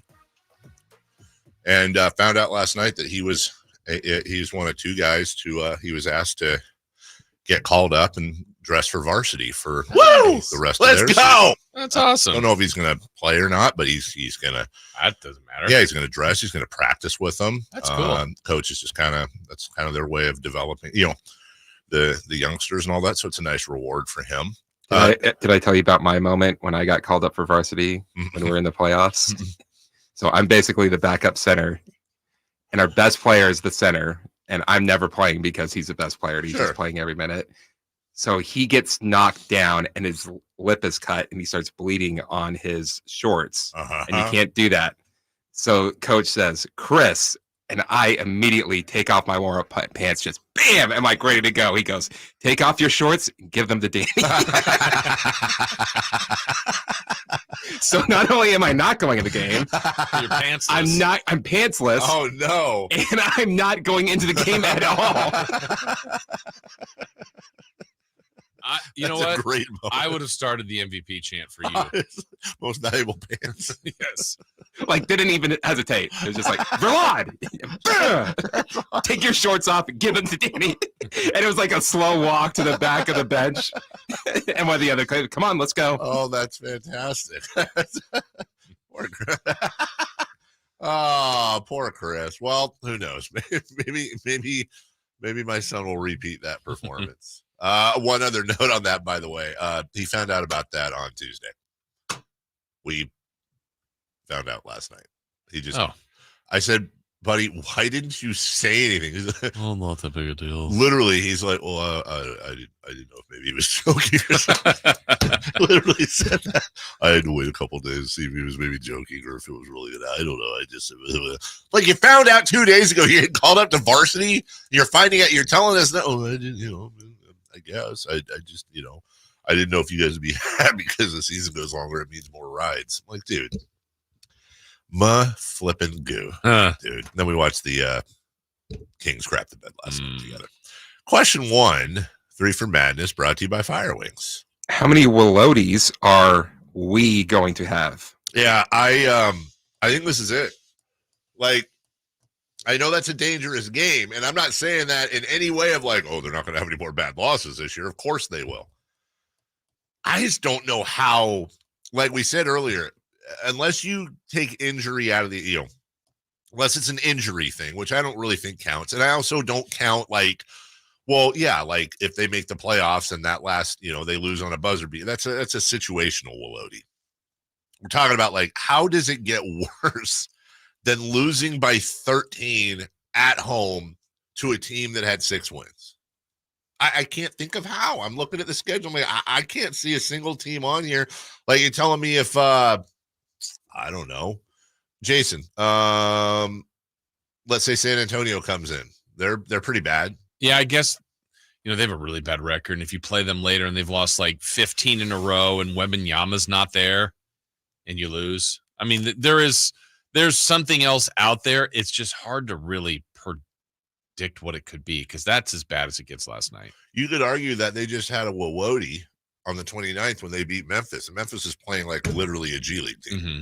Like, you've got the Pistons. Not only are they terrible, but let's remember, they were missing their 2 best players. Yeah. 10 players, 2 others got traded. Right. I mean, they were they were in more than a disarray of a team. You were ahead in the second half. Yeah, ahead in the fourth quarter. You had all your guys. Yeah, Sasha Vezenkov came back. It was as healthy as they've been. Yeah, I don't think so, dude. I think this is the one. Number 2, please. Question 2. Malik Monk said he doesn't like the booing. Does he have a point? There's Malik Monk. Yeah, they was booing. I don't like that. I play too hard for that to get booed for sure. I don't like that. But yeah, man, I was just thinking we lost to Detroit. Malik, I promise you the fans hate it more than you do. I can't. I'm not going to fault Malik Monk for not liking it when they boo. I hope all of the team feels the way Malik Monk does. For you got to understand something though, as a player, and I hope he does. For the Sacramento fans in Golden One Center to boo you off the floor, you have to have done something like uniquely, amazingly failuristic. Like, this isn't a fan base that boos. That's just they've done it before here and there, but we're not. This ain't Philly. This is about and when I say the softest fan base, I don't mean that in any sort of derogatory term. I mean that as like soft as far as like we embrace the players. We are genuinely, we'll almost police ourselves. Like, don't be too hard on them, this and that. If anything, this is one of the easiest, if not the easiest market when you combine the media, us included, and the fans. About as easy as possible. Go to New York, go to Philadelphia, hell, go to LA. Go check out and Malik was in LA. He knows the difference between Laker fans and the whole LA process down there and what he's getting up here. So I hope they hear that and they go, God dang, like if we're getting booed at home, that's embarrassing to us. And in no way, shape, or form, I know people say you don't boo your team. Boo your team. Boo your team. Yes. If you're paying good money to go there and this is an ongoing thing and you're losing to the 6-win Pistons, 2 wins on the road, missing their 2 best players, other players like Jason we just went over out because they got traded, you lose at home. Boo, that is your right. Don't swear at them. Don't be personal. Don't throw things. Don't be stupid. You want to express your frustration by booing. Over in England, we talked about this. They have the happy clappers. Everything's great. It doesn't matter. They're our team. We love them. Thick and thin. We love you. We love you. But we don't like you right now. Right. You're not my friend. I feel like this parallels when a team is mad because someone at the end went for the first down, got a touchdown, scored an extra basket, scored an extra run, stole a base. Stop them. Stop. So they won't boo if you play well. The reason for booing is partially expectations, partial disappointment, partial, hey, this is my entertainment. I'm not as entertained. Fans have every right to do that. I'm personally not a fan of it, but that doesn't matter. I mean, I'm not going to say, hey, you next to me, don't boo. Like, that's how you feel. That's how you feel. Right. And I don't look at it and go, that was kind of unjustified. That was 100% justified. Right. 100%. So I get it.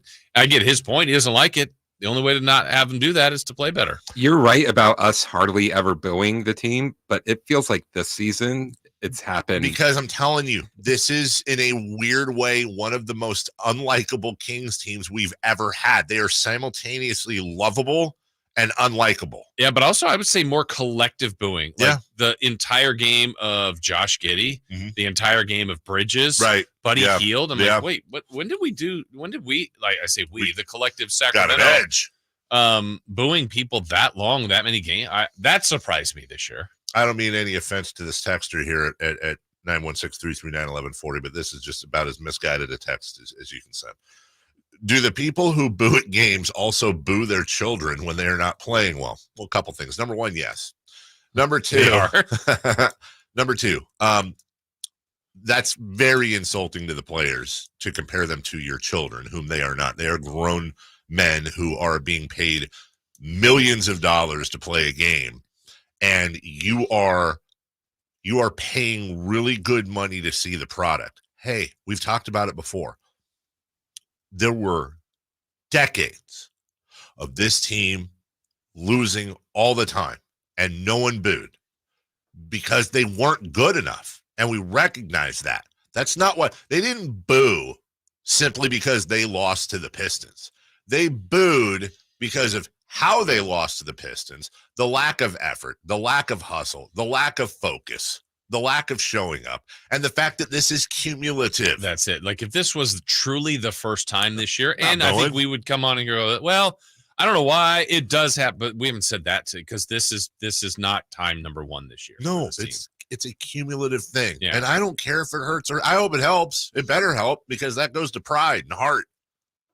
Goes to pride and heart. Your home fans in the happiest city in the league are booing you. Yeah, take a good, long, hard look in the mirror. And if you're a player listening right now and you're going, well, okay, they're booing, so I guess I'm going to win. Well, yeah, I don't know what it is. If there's something physically wrong with you, we need then say something. Have somebody say something, or don't play. Like, we can't be charged for secrets we don't know as a fan base. And all we know is that you can sit every week, we're having a worst loss of the year conversation. Right. Every single stinking week.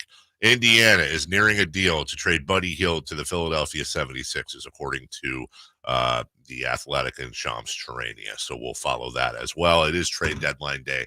We'll keep you posted throughout the day as soon as news comes in. Number 3, please. Question 3. Does this team have a serious problem, or are we caught up in the moment? I think they have a serious problem. Now, I completely understand getting caught up in the moment, but we just kind of answered this question a little bit at the end of our last answer. This is a cumulative thing. This has happened before. This is something, whether it's the Detroit loss. By the way, they're coming off a 26-point drubbing at Cleveland. No one's complaining about that. No one's booing that. No one, because we're about as smart a fan base as there is. We understand there's losses that are going to happen. And by the way, they played pretty damn well. The blown lead against Phoenix, the loss at home to Indiana without Halliburton or Siakam, blowing your free throws and losing in overtime in Milwaukee when you're up 4 and you got a 90% free throw shooter going to the line and he misses both. Losing at home to Charlotte.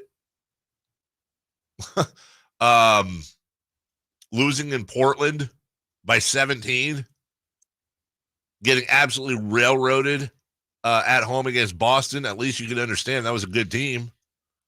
Not showing up for that Clippers game after the Warriors won, fine. Couple of the Pelicans losses. Both those blowouts in Houston ain't looking too good right now. I mean, we can go on and on and on. This is a cumulative thing. Yeah. I don't think we're caught in the moment. I think they have a serious problem. Yeah. By the way, the deal is done. It is. Okay. Yeah, it looks like the Pacers are trading Buddy Hield to the Sixers for Marcus Morris, Furkan Korkmaz, and 3 second-round picks. That's what I always say, man. Furkan Korkmaz. You always say that. Furkan Korkmaz, man. Yeah. Are we caught in the moment, Jason? You're the steady Eddie. Yeah. Well, part of like when you say, is there a problem? I wish we could identify what it is exactly. That's probably the hard part. Like there's something there, like something amiss, but I don't know how to exactly quantify it. If we weren't in this market and we didn't work with these guys and we didn't have a protective fan base and we were in charge of, let's say, secondary coverage of the Oklahoma City Thunder, a market we have nothing to do with and we have no emotional tie to. And Oklahoma City was having the exact same year and the exact same experiences we were having. I'm just picking a random team in OKC. Why do I feel like we'd be landing on the fact that we'd be saying things that we don't want to say here, which is this team just lacks a killer instinct. This team gets soft in the clutch. This team doesn't have enforcers. This team does not have vocal, aggressive leadership. This team is passive. This team is smiley and fun and great when they're winning, and when they're losing, you got issues, whether it's, the whole hullabaloo with Keon Ellis being the guy talking or just wilting in the clutch. And that goes back to the final or the playoffs last year.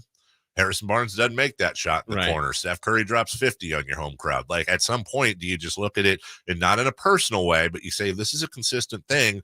They need to bring in some sort, you need a PJ Tucker. You need a Bobby Portis. You need somebody to come in, a Draymond Green, God forbid. But you get my point. You need somebody to come in here and kick some tail. Back to that, I just don't know that that's the answer either. Like, I mean, for example, maybe unfair, but the Warriors do have Draymond Green. Yeah, you're right. And I mean, if they had whatever this enforcer means, I mean, I think those are blanket things to say. I don't think they have it, which might be true. Insert that'll help. Will it? They don't have a great defensive player. Put that in. Will that help? Might. I mean, get a guy that makes more free throws. Will it help? Does that guy get to the line? Does that guy make it when it matters? Malik was shooting 90%. He missed him. I mean, I don't think there's just a plug in and they're fixed. I agree with you. So I agree. That's where it's tricky. I mean, they need a sports psychologist. That's fine. They need whoever the psychologist lady was from The Sopranos that worked with Tony. Yeah. Come in, sit everybody down. How does that make you feel when you get Kelly booed? Brothers? They need Kelly Brothers. And you know what? We got him. Sports Business coming up next. Catch Styles and Watkins live from Radio Row as they bring you the biggest guests in the NFL. Sactown Sports Radio Row coverage is brought to you by Jiffy Lube. When it's time for a road trip, prepare with a visit to Jiffy Lube for all your automotive maintenance needs, from oil changes to tire rotations and more. Jiffy Lube is your road trip headquarters. Get the best local coverage of the big game with Styles and Watkins. Wednesday through Friday from 10 to 2 on Sactown Sports and SactownSports.com. Sacramento weather is brought to you by Bonnie. I'm meteorologist Heather Waldman in the KCRA3 Weather Center. Chilly start to Thursday with temperatures in the 40s, some stubborn clouds in the morning, a little bit of afternoon clearing with highs in the low 50s. Get the latest forecast on the KCRA News and the KCRA app. When it's chilly cold at night, don't just add another blanket. Add a new furnace system instead. Now for as low as $5,999 with 0% interest and no payments for 18 months. Bonnie.com. Some restrictions apply. License 696-355. Hey, it's Carmichael Dave asking you, are you feeling the pain of paying more and more for your gas? PG&E has increased their rates 4 times in the last 5 years, and the new forecast says PG&E customers may see their bills increase 32% by 2026. The good thing is there are steps you can take to protect yourself from these rate hikes, and better yet, American Energy may be able to help you completely eliminate your gas bill with a new ultra-high efficiency comfort system. Did you know SMUD offers huge rebates to eliminate your old gas guzzler? They can help you guide through the whole process. Seriously, listen to me. You go to the SMUD website. There's tons of rebates available, but it is confusing on how to do it. Listen to these rebates. $2,500 from American Energy, $3,500 from SMUD, $1,000 from Caltech, $2,000 home system upgrades. That's $9,000 in rebates. Let American Energy help you out at 916-520-9990. Call 916-520-9990 now. At Fisher Investments, we may seem like other money managers, but we're different. Are you really that different than the rest of us? We are. As a fiduciary, we always focus on what's best for our clients. What services do you offer besides investing? We have a team of specialists in financial planning, estate planning, and more. Your clients rely on you for all that? Yes, we ensure clients receive unparalleled service at every step of the relationship. Okay, but you still sell commission-based products, right? No, because we believe that's a conflict of interest. We prioritize service over sales goals. So, then how do your fees work? We have a simple and transparent fee that's a percentage of our clients' portfolios. So we do better when our clients do better. Wow, we're more different than I thought. At Fisher Investments, we're clearly different. Learn more at fisherinvestments.com. Investing in securities involves the risk of loss. Folsom Lake Ford has trucks. The F-150s are here. Explorers, Expeditions, and a huge selection of Broncos and Bronco Sports. They're in stock now at Folsom Lake Ford. Shop Folsom Lake Ford, your truck headquarters, right here in Sacramento for your favorite Ford models at good, fair prices. Short on cash? Buy any new Ford with 0 down. Save big with low interest finance rates. Plus, Folsom Lake Ford is paying top dollar for all trades. We want your vehicle regardless of mileage or condition. This could be the best time to buy a new Ford. Check out the huge inventory online at FolsomLakeFord.com or stop by the dealership and see the most recent arrivals. Looking for something special? Give them a call and tell them Doug Christie sent you. Folsom Lake Ford in the Folsom Auto Mall. Your trusted dealer, my trusted dealer for over 30 years. FolsomLakeFord.com. 0 down with approved credit. Sactown Sports Road Trip to Vegas to cover the big game is brought to you by Jiffy Lube. Your place to take your car before your next road trip.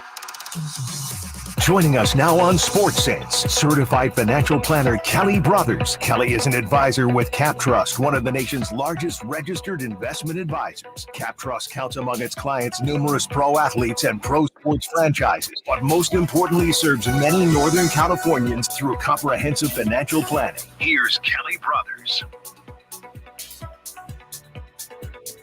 Well, we know Kelly Brothers is going to show up and give his best performance. Hey, no matter what. We can count on him. Like our heroes. Unlike, they should take a page out of his book. Good morning, Kelly. Hey, Dave. You sound down. You okay? It's just, Kelly, you get, you're a parent. You know this. It's one thing when you see, your kids that you love and care about make mistakes as youngsters. Your job is to correct and you hope that they learn from their mistakes. When it's the ones where they do the stuff that they've done wrong 50,000 times and then just look at you like, what? And that just makes you go insane. And that's how I feel as a Kings fan. It's one thing when they sucked and just lost to better teams. What are you going to do? But when they suck, but they don't suck, that's when it gets really frustrating. Yeah, and when you come to the realization, as much as you like all the players on the team, there's a piece missing. There's something missing. There's some spark. But anyway, hey, let's talk Super Bowl halftime show. Yes, good transition. It might actually be the most watched event of the entire year, the halftime show. Did you know when Rihanna played, she got more viewers than the game got. Wow. And a lot of people over the years have wondered, so have I. All right, who pays who? Does the game pay the artist, or does the artist pay the game, pay the NFL? The answer is neither. The answer is the artist does it at no charge in most cases. However, they are given a very generous production bonus or a production budget of somewhere between $12 and $15 million to pull it off. And many of them, including The Weeknd, including Dr. Dre, a number of them will put millions of dollars of their own money in addition to what the NFL gives them for production, because they all realize, and the numbers are just mind-boggling when you see, how much music is sold after the Super Bowl by that artist, how many concert tickets are sold. There were a few artists who added literally millions of people in Instagram followers after their show. So it is a crown jewel for many of these artists. They don't get paid for it, and many of them actually pay into the production budget to make sure it's exactly the way they want it. Yeah, based on that, Kelly, I got to imagine the risk is worth it. And I don't know what the risk would be on the negative. I guess it could be perceived, hey, that was a terrible halftime show by this performer. But if those other things, those ancillary things are still happening, where boost in your, singles and iTunes and followers, it seems like it's worth it, even if maybe public opinion on a night isn't their best. Oh, yeah, it's absolutely worth it, Jason. And by the way, Apple Music pays $50 million, $50 million for the right to be the sponsor of the halftime show. 50. So anyway, but you're right. I mean, Usher this week, they announced a bunch of concert dates. They dropped an album. He's doing clothing. I mean, it's everything points to this day, and Usher's been waiting for this for a while. He actually lives in Vegas, has done a residency there. So, and guys, if you don't mind, I'm going to let you know, I would invite you. I have a podcast, Bite Size Finance, and go on. The one that just dropped this morning, it was a conversation with Mike Pereira. Ooh. And if you haven't met Mike, you need to listen to Mike. Mike he's a good golfer. He had a bad back. He had back surgery this year, which is why he wasn't in the booth, but he's back next year. I mean, he'll be sitting next to Tom Brady now, next year in the booth, but he's a local guy. Great story of how he got into officiating and then rose to become the head of all NFL officials. Now, of course, he's with Fox Sports. So Mike Pereira on Bite Size Finance, wherever you get your podcasts. Mike is a great guy. We've known him for a long time, obviously being in the sports world. And one thing I'd like to, I'll definitely tune into that, because I'll listen to Mike read the phone book, and I'm sure you guys had a wonderful conversation.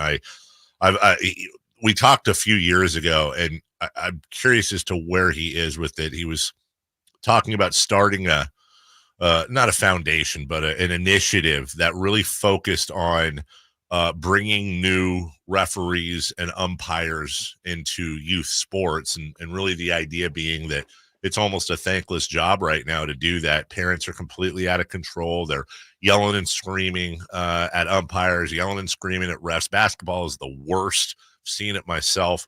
And so you got these guys that, and ladies that just love the sport and want to help kids getting so abused by these morons.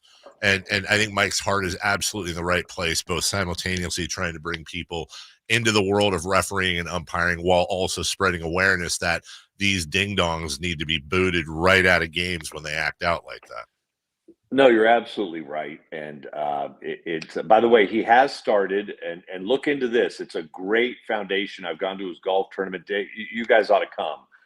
It's a battlefields to ball fields. What he's trying to do is get veterans returning to normal life from military service and channeling them into youth sports. Because I talked to one guy who has done it, and he said, yeah, some of these parents are just a pain in the A. Yep. But he said, I was in Fallujah. It really doesn't bother me.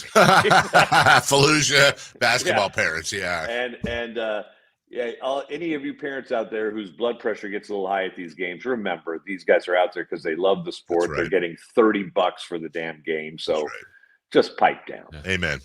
Kelly, I saw this the other day, and I know you wanted to address it. How is this different than what we've known over the years being cable, where ESPN, I think, Discovery, there's a few others that are partnering for maybe a future spinoff for sports programming. Sounds like another service, but is it different than cable? What do you know about that new streaming service? Yeah, they're going to do what's called direct to consumer. So it's ESPN is just going to do straight streaming, and they entered into this new conglomeration with Warner Brothers Discovery, with Fox. They're going to have a joint streaming operation. And I think what this does, guys, is just takes a lot of medium-sized pockets and puts them together so that they can go out and bid on some of these properties, because they're bidding against very deep-pocketed broadcasters now in Amazon and Apple. And they really can't compete like they used to on their own. So now they're going to join forces. You know, ESPN, they've found their footing a little bit after massive layoffs and trying to redo a few things. They've stabilized and they want to do their own streaming. But it's going to be when you think about the streaming options, and we're going to look back and say, man, cable was kind of, it felt like a big number every month, but I had it all. I had everything I needed. Now it's very much bifurcated, parceled out. You got to decide what you want. And of course, financially, I mean, we've even talked with our clients about it. You check that credit card. You have subscriptions to stuff you don't even know you have. I mean, I know Dave still has a subscription to AOL, and that's going well for him. No, Kelly, I told this story a while back. This is a true story. About 3 years ago, I was going through my Netflix subscription, and I have a Netflix subscription. And what I didn't see is that I think I saw a commercial, and it was laying out like what the subscriptions were. I'm like, that's weird. Mine's higher. So I went through my actual Netflix bill online, which you have to hunt for.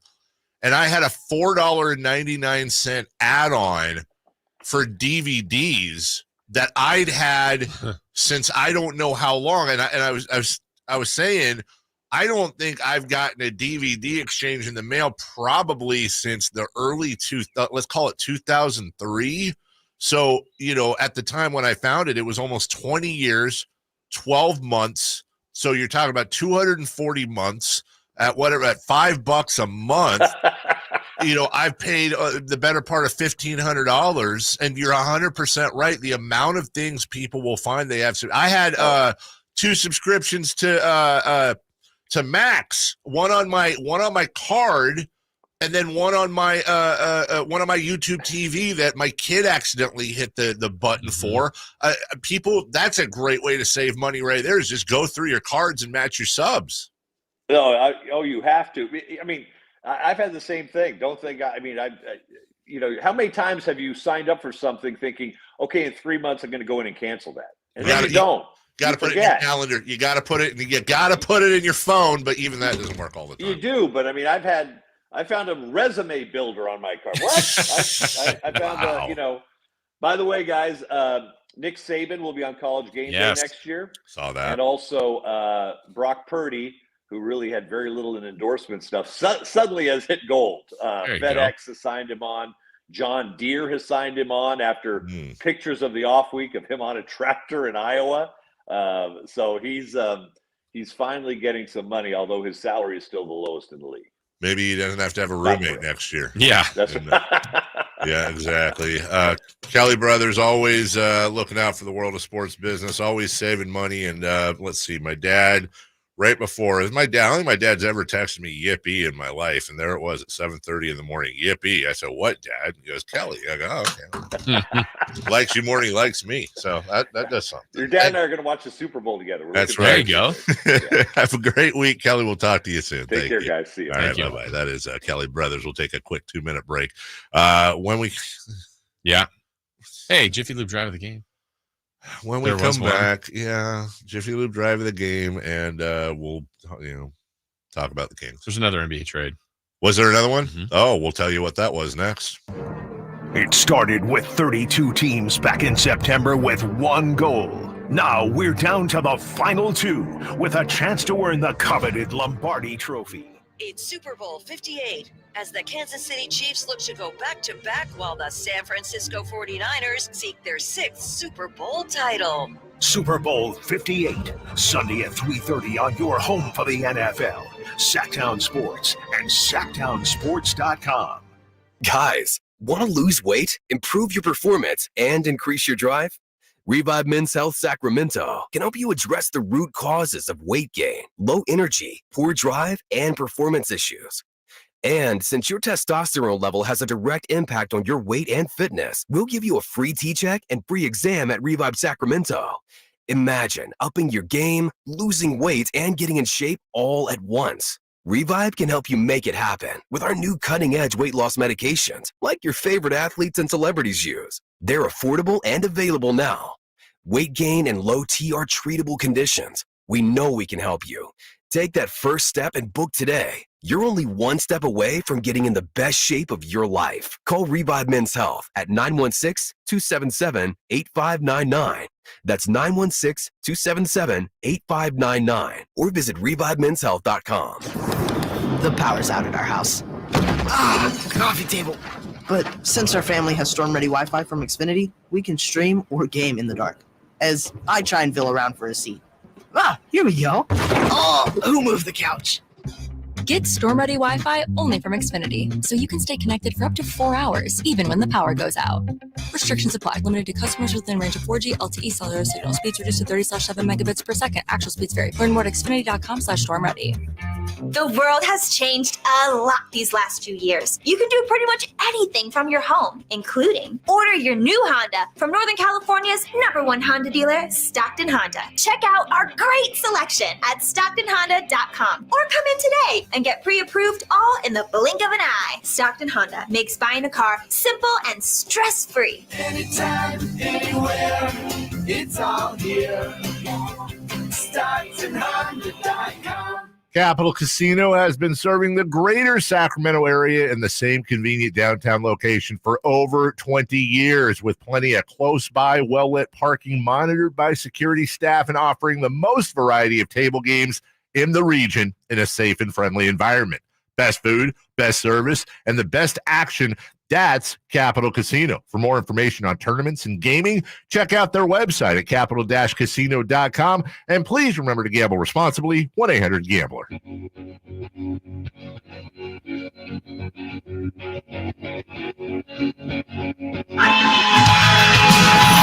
only place in the morning to get your sports fix. Live and local. The Carmichael Dave Show with Jason Ross.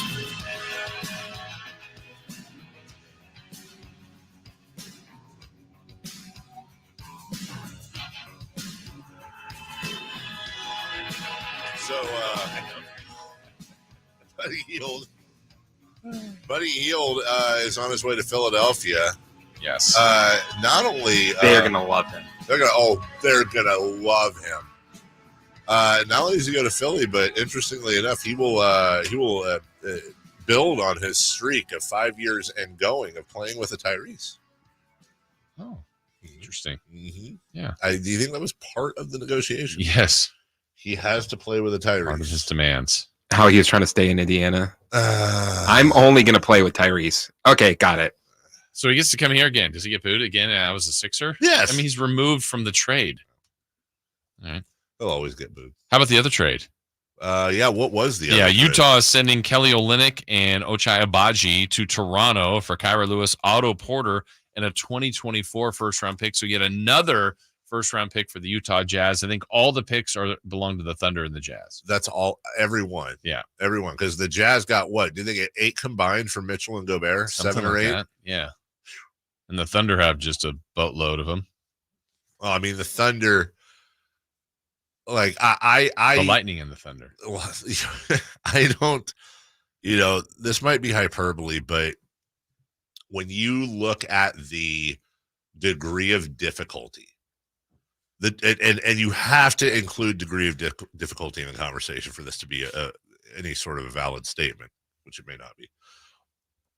You could make an argument that Sam Presti is the greatest GM that's ever been in the NBA. And I mean, I'm aware of Jerry West. I'm aware of R.C. Buford, but they weren't going up against, well, maybe R.C. to a point, but what Sam Presti did at the end of his tenure in Seattle, his draft record, and the fact that he somehow manages to keep, I think, the smallest market in the NBA, if not bottom two, relevant,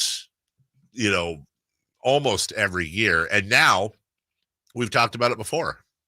If you could pick any team's roster along with their draft assets and you weren't allowed to make any trades, you could just roll through like nobody's in a better position than the Thunder, not the Jazz.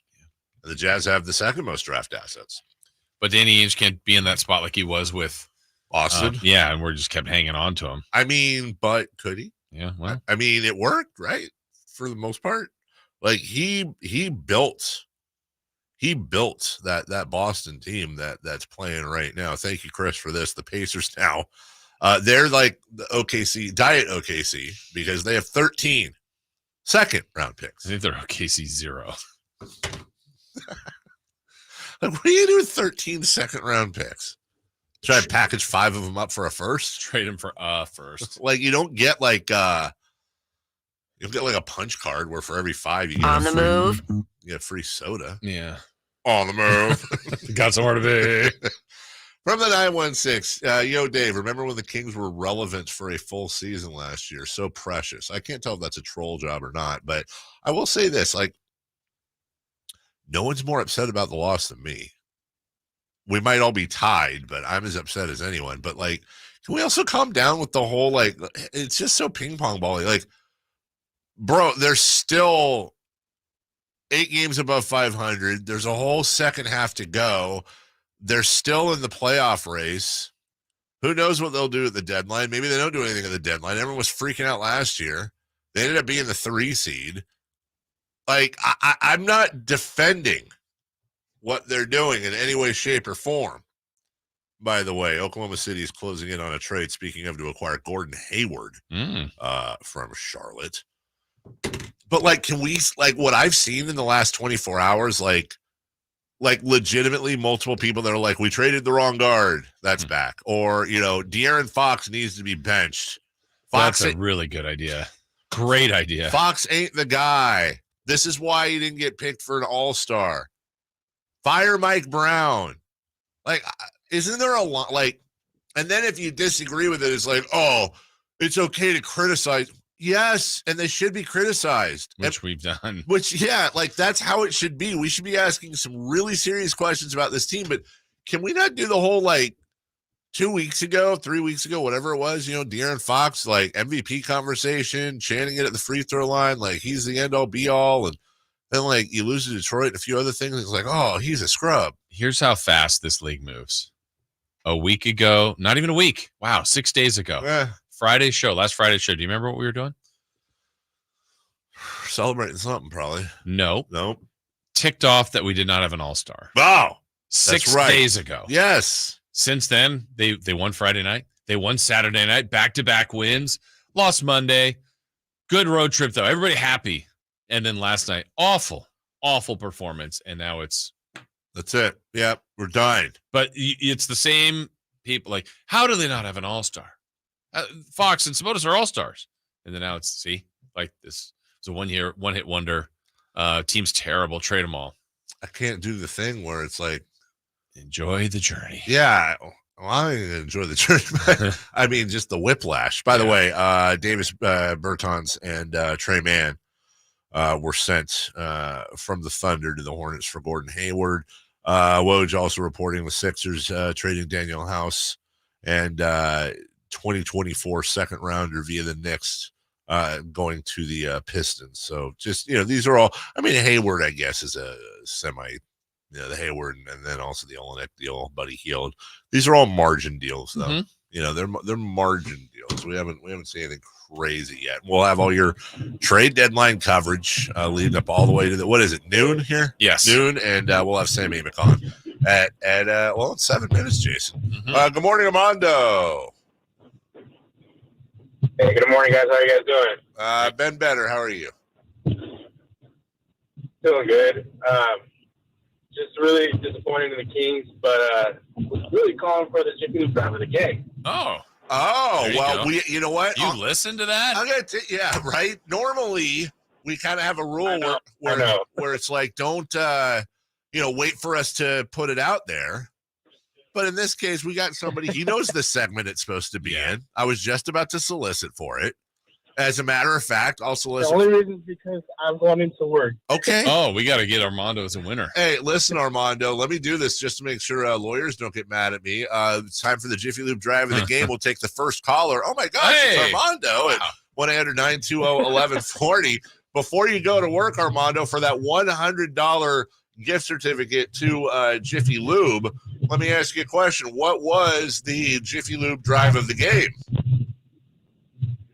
It was when DeMontis Sabonis did a pass to Kevin Huerter for a pass to the bucket for the third quarter. All right, let's see if he's right. Sabonis has it, races up the floor, bounce pass, Huerter, quick reverse, score it. That's going to be your Jiffy Lube drive of the game right there. That was perhaps the best transition push we've seen tonight by the Sacramento Kings. Sabonis galloping up the floor and finding a streaking Kevin Huerter, who was ahead of the play. He got the twisting baseline reverse. There you go. Congratulations. Yeah, Armando. Armando, you can go into work knowing you got a $100 gift card from Jiffy Lube to do all the stuff you need to do to that vehicle. Hey, what radio station makes all your on your way to work dreams come true? Sactown Sports, 1140, baby. That's well done. I mean, you can't do it better than that. Armando's on his game. We needed some of that last night. Yes. Called early. He was ready. He was prepared. If everybody showed up like Armando just did, we would have won. You know what, Dave? I bet he doesn't start till 9. You're probably right. He's like, I'm starting my day the right way. I'm starting the right way. Yeah. With Dave and Jason and Chris and Jiffy Lube. And I'm going to get to work early. I'm going to win this Jiffy Lube. Yeah. Win it. Good for him. You got to want it. Yeah, and he did. And he did. He ain't losing to Detroit. No. We'll take a break. When we come back, Sam Amick on a very busy trade deadline Thursday. We'll talk to him for a nice long segment. We'll do that right after this. On the move? Got somewhere to be? Take Sacramento Kings basketball with you. The Sactown Sports app will let you stay connected to your passion. Never miss a moment of Sacramento Kings basketball with the Sactown Sports app. Slayer and get your guaranteed maximum refund? It feels like the last level of a video game, facing off against the final boss who stands between you and your refund. All your refund is belong to me. Using the power of TaxSlayer like a secret power-up he doesn't see coming. Only the most tax confident can defeat me. Throwing your laptop at his video game face and watching him crumble into a giant pile of shiny coin tax refunds. Oh, not fair. You use TaxSlayer. Save up to 80% when you file with TaxSlayer. Start for free.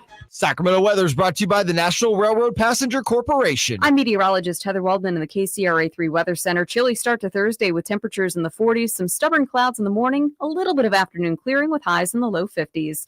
Get the latest forecast on the KCRA News and the KCRA app. Visit new and exciting places across the U.S. On Amtrak, it isn't just about the destination, it's about the journey. Without any busy airports or cramped car rides, with no middle seats, extra legroom, and first-class private rooms. New adventures are just an Amtrak away. Book now at Amtrak.com. Carmichael Dave here for Jiffy Lube, your proud sponsor of the Drive of the Game. Listen to every Kings game for Gary Gerald's Drive of the Game call. Then listen to Jason and me the next morning for a chance to win a $100 Jiffy Lube certificate, courtesy of all the Jiffy Lube locations in the greater Sacramento area. Jiffy Lube, your place for oil changes, wiper blades, tire rotations, and more. Hey, for valuable coupons and a location near you, visit jiffylube.com. Welcome to a brand new year filled with limitless possibilities at Kia of Vacaville. Prepare yourself for an extraordinary driving adventure as we present our impressive 2024 vehicle lineup. Step into the future with state-of-the-art technology, groundbreaking features, and the sleek design that has become synonymous with Kia. Immerse yourself in the dynamic performance of the all-new Kia Sportage, where captivating design meets exhilarating power. Experience the fuel efficiency of the Kia Niro, a hybrid marvel that extends your journey with every mile. Indulge in the sophistication of the Kia Telluride, seamlessly blending luxury and versatility. Don't overlook our eco-friendly Kia hybrid options, ideal for those who prioritize efficiency without sacrificing style. If you're in search of the EV9, Kia of Vacaville has it in stock or available for delivery. Visit Kia of Vacaville today and cruise into 2024 with confidence and style. Kia of Vacaville, where innovation meets the road. Elevate your drive. Elevate your year. Model availability and features may vary. Please see the dealership for details. It was 1879 when the first President's Day was established, and it's been a holiday ever since. Hi, this is Frank LaRosa with a word about Naturewood Home Furnishings. I'm guessing when the Keys family opened the first Naturewood Home Furnishing store in 1948, a President's Day sale was not top of the mind. But the family probably celebrated the holiday with a picnic and a big slice of cherry pie. The store name Naturewood was selected to reflect the quality of the wood furniture for sale. And that focus on quality continues today with brands like FlexSteel, Trailway, Stickley, Fusion Designs, Stanton, and many, many more.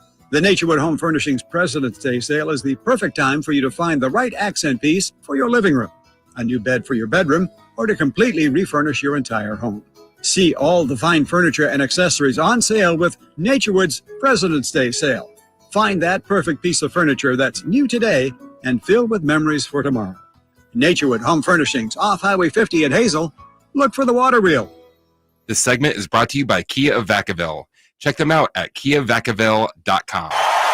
From the Power Business Technology Toshiba Studios. Your home for Kings basketball for over 25 seasons. No look, Bibby to Weber down the lane, flying jam. There's your play of the night right there. It's inside is Sabonis, a two-hand rip, a brilliant pass from De'Aaron Fox. KHTKAM Sacramento, KYMX HD2 Sacramento. Sactown Sports. The Carmichael Dave Show. He's on the microphone when he's not on the microphone. He's playing a song, and when he's not playing a song, he's on the microphone, and then boom. With Jason Ross. No, he didn't. Yes, he did. Call or text at 916-339-1140. It's the Carmichael Dave Show with Jason Ross on Sactown Sports. All right, trade deadline time. And we're so happy to be joined by one of the fellas on it. He's on it like Blue Bonnet. And as always, if Sam needs to go at some point, we'll understand. Although we would prefer him just to stop talking to us and let us listen to his phone conversations, but he doesn't like that. Either way, good morning, Sam. How are you? Good morning, gentlemen. Where's our weekly game of what is Sam wearing? You know what? No time to screw around after last night, Sam. Serious, Dave. Yeah. No, we can't. Not after last night, man. I am praying some Kings trade breaks while you're on the phone with us. Yeah, I'm not sure it'll happen. I might put we have a live blog, shameless plug here, a little trade deadline week blog on our athletic site with observations and intel. And it's funny, Jason last night late at the game saw me putting a few words together that never went over the finish line. So I'll do that this morning. My bad. But I chose sleep. too damn old for this. The Kings, I do, for one, I think they're out of the big name game. The Zach LaVine, DeJounte Murray stuff, they're not attached to any of that. Zach obviously is off the table now. The Kyle Kuzma stuff is a little strange to me. They sent a lot of signals around the league that they were not interested in Kyle, which doesn't really reconcile with their previous interest. So there's part of me that says, never say never there. But from there, you're talking about a lot of role players that they're attached to. The Dorian Finney-Smith, Royce O'Neal. A new one that I heard last night, I think it's new, is Caleb Martin in Miami. But all of which is to say that I think the price has to be right, and I think they want to maintain the flexibility and the ability to do something bigger down the line. And with some of these prices you're seeing for some of these trades that are happening, that it's skewing in the wrong direction. Huh. And Sam, obviously, I think we talked briefly about this. Look, you were there, you saw it last night. Was just that's as bad as it gets for Sacramento, at least to lose that game the way they did, how the circumstances and all that. And it's the last one before the deadline. You're going to be back at home playing the champs on Friday. Sure, you could bring the same group back and keep going, but do you feel like, one game shouldn't be the one that moves you, but they've had more games like this? Does the timing of last night push things a little bit more in an urgency direction for the Kings? I mean, Jay, like we talked about, there's always the human component. So, I was kind of talking about how trade deadline night, typically it's the players who have a hard time sleeping. Last night, I'm guessing that, Kings GM Monty McNair and assistant GM Wes Wilcox might have had a little twisting and turning going on with the way their team played. But you have to have the answer to the question of who are you getting and how much are they helping you, right? And honestly, my judgment this particular season has been filtered a bit by the Atlanta situation. And let me unpack that a little bit here. They choose a couple years ago, excuse me, to do the DeJounte Murray trade. And it's a little bit analogous to the Kings, where, granted, the Hawks got to the Eastern Conference Finals. The Kings have gotten nowhere close to the conference finals. But the idea was we really need another big piece to get where we want to go. They gamble on the Murray trade. It doesn't fit like they hoped. And then you just kind of burned 2 years ever since then. And you burned assets that you've been trying to get back ever since.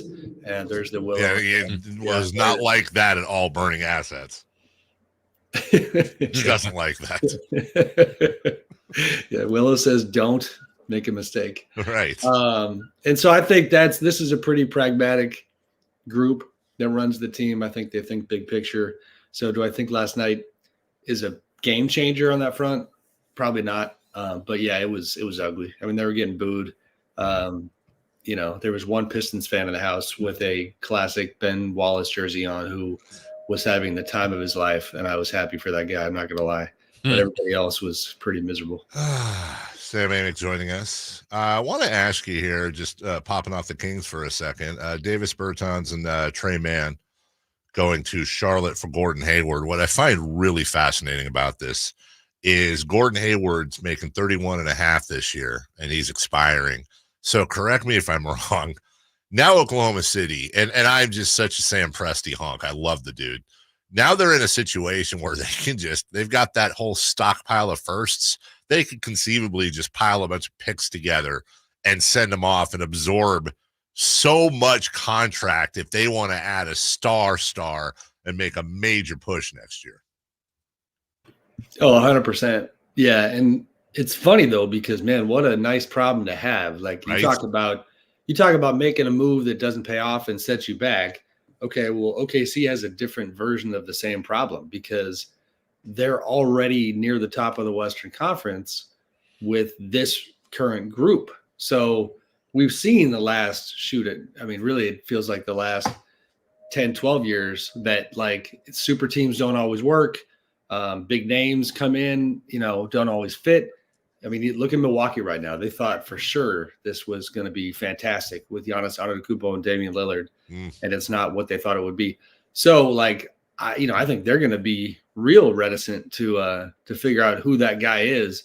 But it sure is a nice luxury in Oklahoma City to be having that ability to be in any conversation. And Sam, I would say based on not only today's trade with Kelly Olynyk and Obagi going to Toronto for a future or for 2024 first round pick, Jazz are in the same spot. They had those two stars, and Gobert and Mitchell got a lot in return. They too, Danny Ainge has got a bunch of picks to maybe strike at some point here soon too.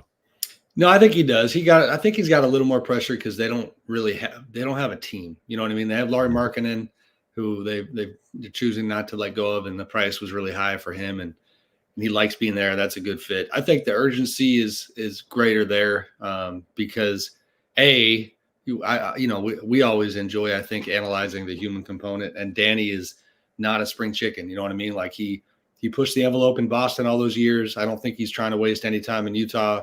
The second he got there, and this always colored my judgment or informed my judgment with Danny in Utah, was that when Kyrie Irving's stock was at its absolute minimum, when his PR was, awful for all those justified reasons, after he had shared the anti-Semitic documentary on social media, I had heard definitively that the Jazz still looked at him and said, oh, he's a pretty good player. He might work for us. You know what I mean? Like, yeah. And so point being, like, nobody's off the table, trying to be aggressive, trying to go big, not necessarily even trying to win the press conference, trying to get a good basketball team together. So the Jazz do have a lot of assets, and they are in a good spot. But that Jazz fan base is used to winning as well, so I think a little bit of pressure there.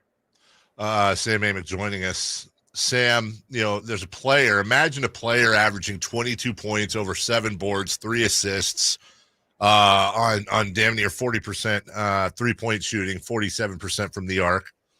A player that is making $7.9 million this year on an expiring deal and available seemingly, if you believe what you believe, for, I wouldn't say next to nothing, but certainly nothing commensurate with the talent level.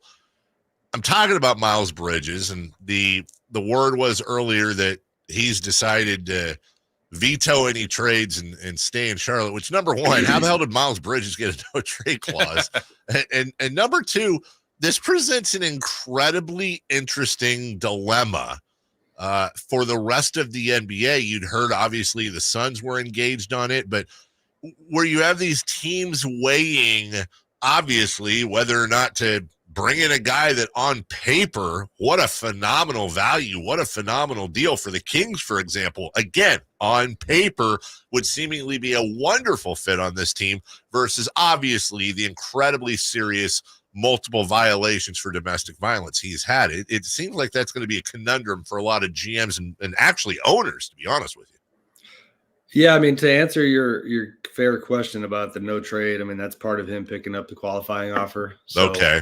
People don't typically do that. He did it because he was in a compromised position. And the only positive part of that for him is that it comes with the ability to control your future. And yes, as multiple places have reported, Rich Paul has told the Hornets that they're not going to approve any trade. Jason and I talked about this post game a little bit last night, and I'm admittedly trying to cheat here and look online to just remind myself of some of the grisly details of what Miles was involved in. And I think my stance on that for the Kings purposes, and maybe it could evolve by the time this summer comes around, but this is a market and a team that has reconnected with its fan base, has a very likable team. Miles Bridges is not taking you to the next level, in my opinion, basketball wise. He's a good player, but I think you're going to be facing, community pressure. Yeah. I think, that they have a history of being a bigger than basketball organization when it comes to the way they operate. And, I just wouldn't blame, I shouldn't even just leave it to the women, but I was going to say, I wouldn't blame every woman in town for not wanting to support the team. And then, men should be on board with, not advocating or supporting this kind of behavior as well. It's just really serious stuff. He loses almost an entire season. It was Jay, we talked about it last night. It was, he missed about 3/4 of last year, and then they taxed him onto that. Does that mean his NBA career should be over? No, but it's part of the calculus for sure. And Jason, let me just throw in here too. Sorry. Just to be fair, I've thrown multiple questions, multiple polls out on social media, just to be incredibly fair to our fan base. Overwhelmingly women, men, and just be honest, most of my social media following is men and are Kings fans. I mean, we're talking like 97% overwhelming on thousands and thousands of responses are like, no, I don't care. Don't want him anywhere near this team. So it's the franchise, but also even fans who are voting anonymously on a social media poll are still I don't want any part of that. And I'm kind of proud of them for that. Well, and this is a darker topic. We can move on, but injuries included a concussion, closed fracture of the nasal bone, rib contusion, strained neck muscle as a result of an assault by strangulation. Yep. And there was an incident after that too. There was another one after that. So, I mean, it's not that it would be okay if it was a one-off thing. Of course it wouldn't, but there's multiples there. And I think that combined his market, someone will pick him up, Sam. You know that someone's going to grab him. And that's obviously the danger is that there's multiple. And then it becomes, if he doesn't see any change in his actual lifestyle, then the next time it happens, some of that is you could argue is on the entities that supported him. I think that would not land well. Sam, still a couple more hours, obviously, to go with the deadline at noon, and a lot of the activity may be coming down here in a little bit. We don't know if it's going to be as active as other trade deadlines, but teams that we've heard mentioned with players, or at least kind of in that spot where it might make sense for them to make moves. Art, you mentioned the Hawks earlier, and the Bulls. You anticipate either of those teams at least moving significant names before the deadline? Jay, I was a tiny bit distracted by my phone. You said the Bulls and who and else? The Hawks. Yeah. Yeah, I think they'll both be, man, I don't know on the Hawks. They have a strange group. They I don't know how active. I mean, they're active. I just don't know if they can get kind of, consensus in the room. I guess I'll start with Atlanta. Landry Fields, the GM. I was real critical about a year ago in a story about how inexperienced their new front office group was. That really hasn't changed, other than they added Chris Grant, the former Cavs GM, who used to work with Landry in San Antonio. So that adds some experience to the group. Mixed reports on whether or not the owner's son is still intimately involved. Nick Ressler, some say he's a lot less involved. Some say he's still around. I only give that context to say that when you're trying to figure out what sort of deal might work for DeJounte Murray or DeAndre Hunter, Clint Capella, I'm leaving somebody out. They've got a lot of guys that could be available. Bogdanovich, those are tricky conversations to have. So a lot of guys that I think teams would want, and we'll see what they do. The Bulls are, I do think I just finally have a little clarity on them. It's like agree or disagree. They make money out in Chicago. They get fans in the building, and it's like if the team is competitive enough, they tend to lean towards standing pat. And it feels like that's what they're doing. I mean, as of last night, late, DeMar DeRozan's camp did not anticipate him going anywhere. The price for Alex Caruso, I mean, I saw it reported this morning, I think it was Dan Wojcicki of the LA Times, that there's rumors that they could be asking for even more than 2 first-round picks, which is insanity. So they're just basically saying, we really don't feel like we got to do anything. It's interesting, but I think that's where it's at. Just a matter of, is somebody going to put enough on the table to get something done there?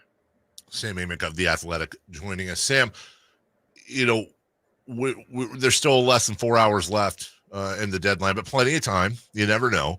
But it certainly seems like we're kind of barreling towards a very average to below average trade deadline in terms of excitement. How much of this, if any, in your mind, has to do with the really just starting to understand the new CBA, the aprons, and all this nerdy stuff? I say with a smile that really might be handcuffing or worrying a lot of these front offices. Yeah, I mean, the apron's playing a big part. You just can't take a flyer on a guy like you used to. Once you're near, the first, let alone the second apron, things get crystallized for you real quick in terms of what is possible. I don't know how much of it is that versus, you've got guys signing extensions at a really high rate these days. And with that, it comes like almost an unofficial no trade clause. You know what I mean? Yep. Like DeJounte Murray's a good example. There's some chatter that, now his camp did not tell the Pelicans this. That's, what was told to me. But the sense was that, do I think DeJounte Murray would have been excited about going to New Orleans? Probably not. And if that word gets back to the Pelicans, then because the guy's on a deal for 4 years, you just kind of, it gives you reason for pause. So these extensions that are big time numbers for the better players, they come with pretty high stakes, and that changes the way that teams move. I mean, if you look at the two guys, higher profile guys that did get moved earlier this trade deadline season with OG Anunoby and Pascal Siakam, both guys were going to be free agents. Those teams can take that calculated risk, knowing that worst case scenario, you lose the guy this summer, but it's just not as much of a marriage as some of these big time extensions. So a lot of layers to it, but it is changing, I think, the way that business gets done. Talking with Sam Amick here from The Athletic. Looks like more reports about another one of the Pistons finalizing a deal to send Alec Burks to the Knicks. some more stuff working around the edges around the league. Sam, we talked to you a lot about the Kings. How about out west as well with the Lakers and Warriors? There's always kind of national interest, probably local interest here too on those two teams in different spots, trying to get to what they ultimately want. Each of those is a championship. Maybe neither team is that, but any activity with either of those teams anticipated today? The Warriors, are certainly Andrew Wiggins is the top of their list. And that is, former King Rashawn Holmes getting Rashawn Holmes going to the Wizards for Daniel Gafford. The Warriors are, they're Clay's not getting traded, Draymond's not getting traded, Wiggins. So far, as of yesterday, the offers were pretty minimal for.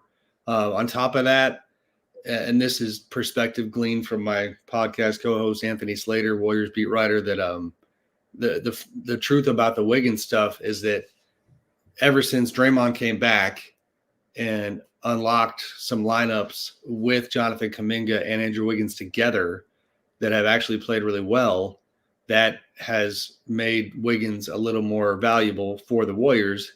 And the truth is, if they look out there and say, what do we need as a team? They talk about having long two-way wings, which is at his best, that's what Andrew Wiggins is. So that question of like us, how much better are we going to get based on the offers we're getting so far? Nothing was moving the needle for them. So I think it could be a quiet deadline for the Warriors. The Lakers, kind of similar, to be honest with you. The DeJounte Murray thing was front and center. I wrote a lot about it. But they have the chance this summer, if they stand pat, to have 3 first-round picks available in a bigger move instead of 1. Right now the offer they'd given Atlanta was Jalen Hood-Schifino, D'Angelo Russell, 2024 first-rounder, and a first-round pick swap. I believe the last part's accurate, but at least the first and additional draft compensation. But like the Hawks wanted Austin Reeves. Well, that's not happening. And the Lakers certainly don't want to give up more draft capital because they kind of like that idea of taking a big swing this summer. Now that's tough to reconcile with LeBron James being 97 years old. Like that's what they're up against. So I'm very curious to see if they don't do much at the deadline, what kind of mood LeBron is in. Interesting, just going back to the Warriors, the career arc Jonathan Kuminga has been. It was like, a month ago that he'd lost confidence in Steve Kerr, and now all of a sudden he's reeling off 28, 30-point games like it's no one's business. I'm half kidding, maybe like 10% kidding, not really kidding at all. Like, I think if Jonathan Kuminga goes on to Hall of Fame status, my colleagues at The Athletic should be on the statue. It was Slater and Shams Charania wrote the story where, obviously with, information, intel and green light from the Kuminga side that he was very, very frustrated. And that compelled the Warriors, even though they were upset about the story, to finally acknowledge the elephant in the room. And when I look back at that, I actually joked with some of the Warriors people that our guys had done them a favor, because it's kind of like, things get kind of sanitized in the light, if that makes sense. Yeah. And they had to have meetings, they had to talk, they had to clear the air, and they did it pretty quickly. And then they figured out that he's a pretty good player that probably should have been playing more. So as we wrap up, Sam, obviously things can change. Just because you say it now doesn't mean somebody doesn't make a last-minute phone call to Monty McNair. But your gut feeling is it either zero moves or very Kessler Edwards types moves today for the Kings? Maybe somewhere in between. I don't think I'd be surprised by zero. If only because, my goodness, this is a weird analogy, but in my job, there's times when you get tired of making phone call after phone call and not having it yield anything. Right. I can't imagine being, a front office guy who spends 3 months exploring the market and turning over all these rocks and doing all this analysis to have it lead to nothing. So, there's part of me says there's got to be 1 or 2 safe enough things that they think could help them that wouldn't, take up too much of their powder, so to speak, that could happen in the next few hours. But And the Kuzma one, I don't know. I'm legitimately on record as being confused by that one, because when you have people around the league signaling that they are off of him, but then some other information that came my way that signaled the opposite, who the heck knows? Maybe we have a surprise on that front near the end here, but that's kind of informed speculation. Well, make sure you follow Sam on Twitter throughout the day. Of course, read him at The Athletic and their live blog going with his colleagues as well. And subscribe to The Athletic, where you've got everything nice and curated for you. So it makes it easy. You don't have to search around everywhere. Sam, I know the smoke will be coming out of your ears tonight, and be interesting to talk next week and see where everything lands. So thank you, buddy. We appreciate you. Of course. Thank you, boys. Have a great day. Take care. Go Niners. When we come back, speaking of Go Niners, Randy Cross will join us, College Football Hall of Famer, 3-time Super Bowl champion, San Francisco 49ers, got a new podcast out. We're going to plug the heck out of that, just like he used to plug those lines when he was there. I'm getting butterflies, man. Talking to Randy Cross next. Malik Monk plays here. Started left, goes right, steps back, launches the three. Nothing but net. Oh, that was just filthy. Oh, my, that was sweet. Sactown Sports is your proud home of the Sacramento Kings. Carmichael Dave here for Jiffy Lube, your proud sponsor of the Drive of the Game. Listen to every Kings game for Gary Gerald's Drive of the Game call. Then listen to Jason and me the next morning for a chance to win a $100 Jiffy Lube certificate, courtesy of all the Jiffy Lube locations in the greater Sacramento area. Jiffy Lube, your place for oil changes, wiper blades, tire rotations, and more. Hey, for valuable coupons and a location near you, visit jiffylube.com. The NFC champion San Francisco 49ers will get their chance at revenge when they face the AFC champion Kansas City Chiefs in Super Bowl 58. Jimmy going to throw a deep shot into double coverage. It's intercepted by Fuller, and that will be it. The Kansas City Chiefs will win their first Super Bowl. Reed versus Shanahan. Purdy versus Mahomes. The Chiefs versus the 49ers. It's Super Bowl 58, Sunday, February 11th. And it's on your home for the National Football League, Sactown Sports. Timmy, everybody. Great job. Next up, we have Samantha. 10 times better performance can make a big difference. Castrol Edge Motor Oil gives your engine 10 times better high-temperature performance. Castrol Edge, better oil for maximum performance. Now through March 4th, get 5 quarts of Castrol Edge or Edge High Mileage Full Synthetic and an oil filter for $36.99, only at AutoZone. Claim based on Sequence 3H test versus API SP test limits. Psst, hey, Mark, remember, getting help from Progressive is so easy. You can use the mobile app, chat with us online, or call us. And you pick now to tell me. I couldn't miss little Grace's ballet recital. Oh, thanks for inviting me, by the way. Did I? Because you know I'm always here for you. Yeah. I can use the mobile app if I need help. Sorry, you're in my wife's seat, though? Oh, yeah, I gotta go anyway. Tell Grace she nailed her chassé. Get the help you need from Progressive with our mobile app, online chat, or over the phone. Progressive Casualty Insurance Company, affiliates, and other insurers. Not available in all states. Hagen Oaks is introducing the newly designed Callaway Chrome Tour line of golf balls, offering outstanding tour performance. From cover to core, Chrome Tour is the new gold standard tour ball for players who want the best in distance and feel. Chrome Tour is engineered for outstanding performance with exceptional speed, consistent flight, incredible spin, and greenside control. Ask about the full line of Callaway Chrome Tour golf balls at the Hagen Oaks Golf Super Shop, the #1 choice for golfers everywhere. Fulton Avenue at the Cap City Freeway or online at hagenoaks.com. Maida Subaru says yes to financing as low as 1.9%. Great lease offers and huge Maida says yes savings on over 300 new and certified pre-owned Subarus. See all the President's Day selection and savings at maidasubaru.com. Approved credit financing on 24 Outback. Sacramento's premier music festival, Country in the Park, is back. 2 big old nights, May 17th and 18th at Cal Expo with Brantley Gilbert, Dustin Lynch, Walker Hayes, and more. Plus line dancing, a mechanical bull, and Sacramento's best food trucks. One-day tickets are on sale now, starting at $46, or upgrade your experience with VIP or pit passes. Country in the Park, May 17th and 18th at Cal Expo. For more info, visit CITPFest.com. Brought to you by Hobler Chrysler Dodge Jeep and Ram Center. Guys, want to lose weight, improve your performance, and increase your drive? Revive Men's Health can help you make it happen with our new cutting-edge weight loss medications like your favorite athletes and celebrities use. They're affordable and available available now. And since your testosterone level has a direct impact on your weight and fitness, get a free T-check and free exam. Book your appointment today at Revive Sacramento. We know we can help you. Call 916-277-8599. That's 916-277-8599. Or visit ReviveMen'sHealth.com. The world has changed a lot these last few years. You can do pretty much anything from your home, including order your new Honda from Northern California's #1 Honda dealer, Stockton Honda. Check out our great selection at StocktonHonda.com or come in today and get pre-approved all in the blink of an eye. Stockton Honda makes buying a car simple and stress-free. Anytime, anywhere, it's all here.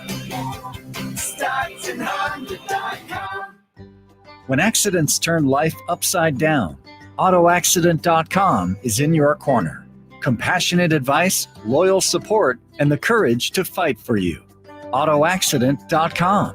That's AutoAccident.com. The sewer system. It's probably the last thing on your mind, and that's okay. Because at the Sacramento Area Sewer District, it's our first priority. As the region's largest sewer utility, we own and maintain thousands of miles of sewer pipe. And our job is to get to your sewer problem before it interrupts your life. So whether you've got a slow drain or a backup, call us first, day or night. The Sacramento Area Sewer District. It's a dirty job, but we're happy to do it. Sactown Sports Road Trip to Vegas to cover the big game is brought to you by Jiffy Lube. Your place to take your car before your next road trip.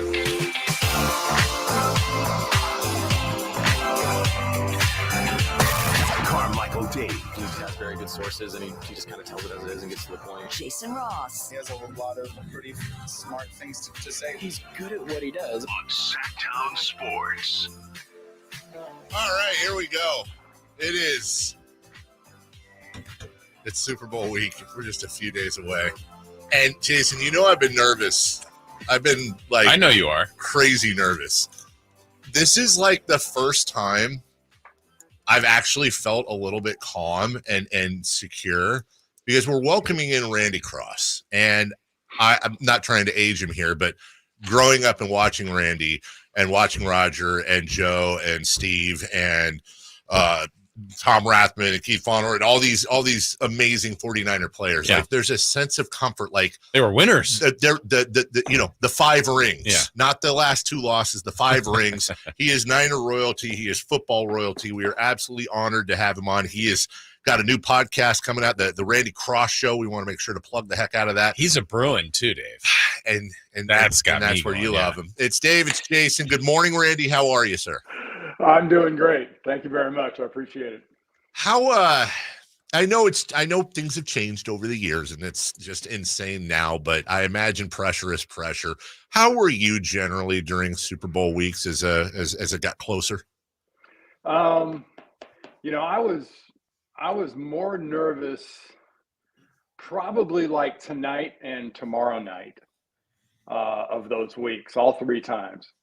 By the time I got to Saturday, I'd almost kind of peaked and then had to get back up again. It was in the process of getting ready because with all the, and it's even worse now, but with all the ancillary BS you've got to put up with and do during the course of these 2 weeks, it's hard not to kind of hyper focus on the game. And when you do that, it kind of mentally wears you out a little bit. So right about now, I'd be a little bit mentally worn out, physically fine, but mentally worn out. And Randy, did it help, I guess, the second time? The third time you knew what to expect, but it's still maybe every year was a little different. Did experience in being there before prove beneficial for you? It helped some. It did, especially when you get to Friday and Saturday. When you get to Friday and Saturday, and if you've never done it, I think it's a little bit more challenging. But if you have done it, you at least kind of your body, you know what's between your ears, and what's going to help you relax or not get too hyped. Were there things that maybe you learned? I mean, you were the pros pro, so I doubt you were out, hanging one on the night before, but were there things you learned as you played in multiple Super Bowls where, I didn't do this last time, I need to do this with my sleep, or I need to schedule this stuff kind of better with my mental health, my physical health? Did things change for you as you progressed? Well, each one was a little different. you got to remember, my first one, the NFL had the ingenious idea of putting it in Detroit, Michigan. Pontiac Silverdome. So, nightlife and partying in the middle of ice and snowstorms was not something that a Southern California guy really had high on his priority list. I wanted to stay the hell out of all that weather and stay indoors as much as possible. Second one was at home. So, I don't advise that. It's not exactly a pleasant experience to have a home Super Bowl, but that had a whole different dynamic built into itself. And the last one, Miami and South Beach was kind of in they were in a rough situation. They'd had some riots and stuff like that. Plus, by this point, I'm like 35 years old, so wearing my ass out in the streets wasn't really a problem at that time. So I never really had that problem. Well, could you imagine those, you or some of your teammates, let's take you if you were in your early 20s, very wealthy, obviously good at your craft, and now you're in Vegas for a Super Bowl. How do you think that would have gone? Early in the week, we'd have had some challenges.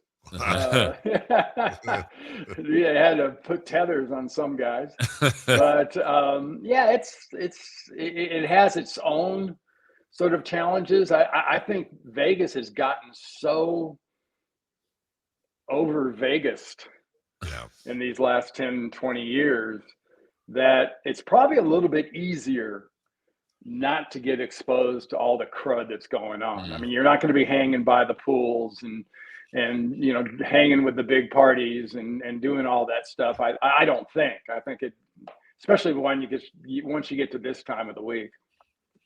Randy Cross with us. Randy, let's get to the game a little bit. Not only is Randy kicking ass on the field, but also a nice distinguished broadcast career as an analyst, radio host. So you can break it down from all angles. Let's start, obviously, Niners Chiefs. The Niners slight favorites in this one. Just full disclosure, obviously, I'm a diehard, lifelong Niner fan. I'm having trouble understanding why they're the favorites based on who the Chiefs are and how each team has performed in the playoffs. Yeah. Am I missing something there, Randy? Yeah, that whole, 1.5, 2 points or whatever it is by now. It goes into that category, and you see it on TV all the time, especially the pregame shows. One person on the panel, although he's about the line, goes, I can't figure it out. Somebody knows something I don't know. Yeah. And after watching the games, especially, let's say the divisional game and the conference championship games, and you take these two teams, you put them side by side, it's hard to say that the Niners are going to be a team you're going to look at and go, they're favored.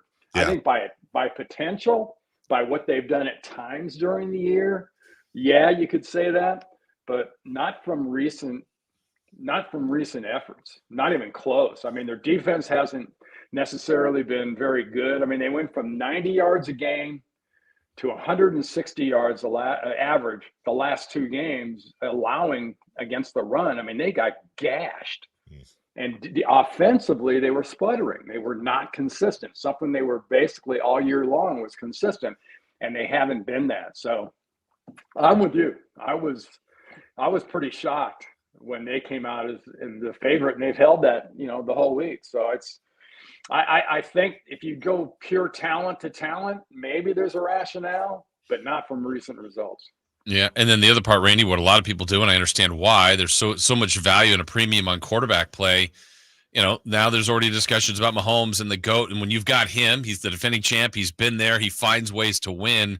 It's tough to bet against him. When you watch him play, what do you think makes him so unique and already being put in some of these GOAT conversations? Well, for starters, I'd pump the brakes on the whole GOAT thing.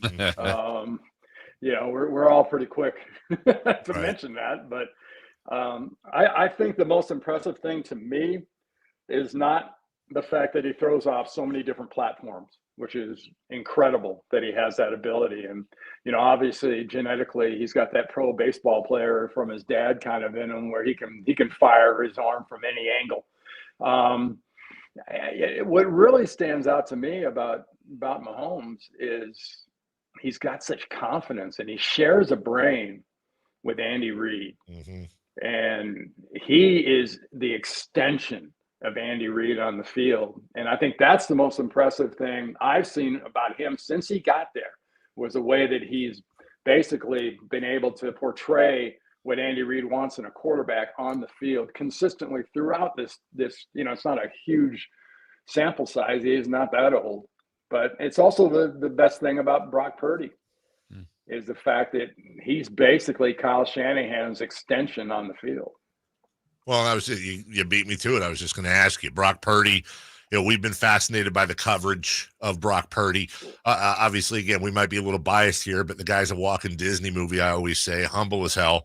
Had an MVP caliber season, but you got this, a section of media that he's a game manager. He's only as good as his parts around him, et cetera, et cetera. I mean, you're a guy that used to protect these folks. You protected some of the best. What are your thoughts on Brock Purdy?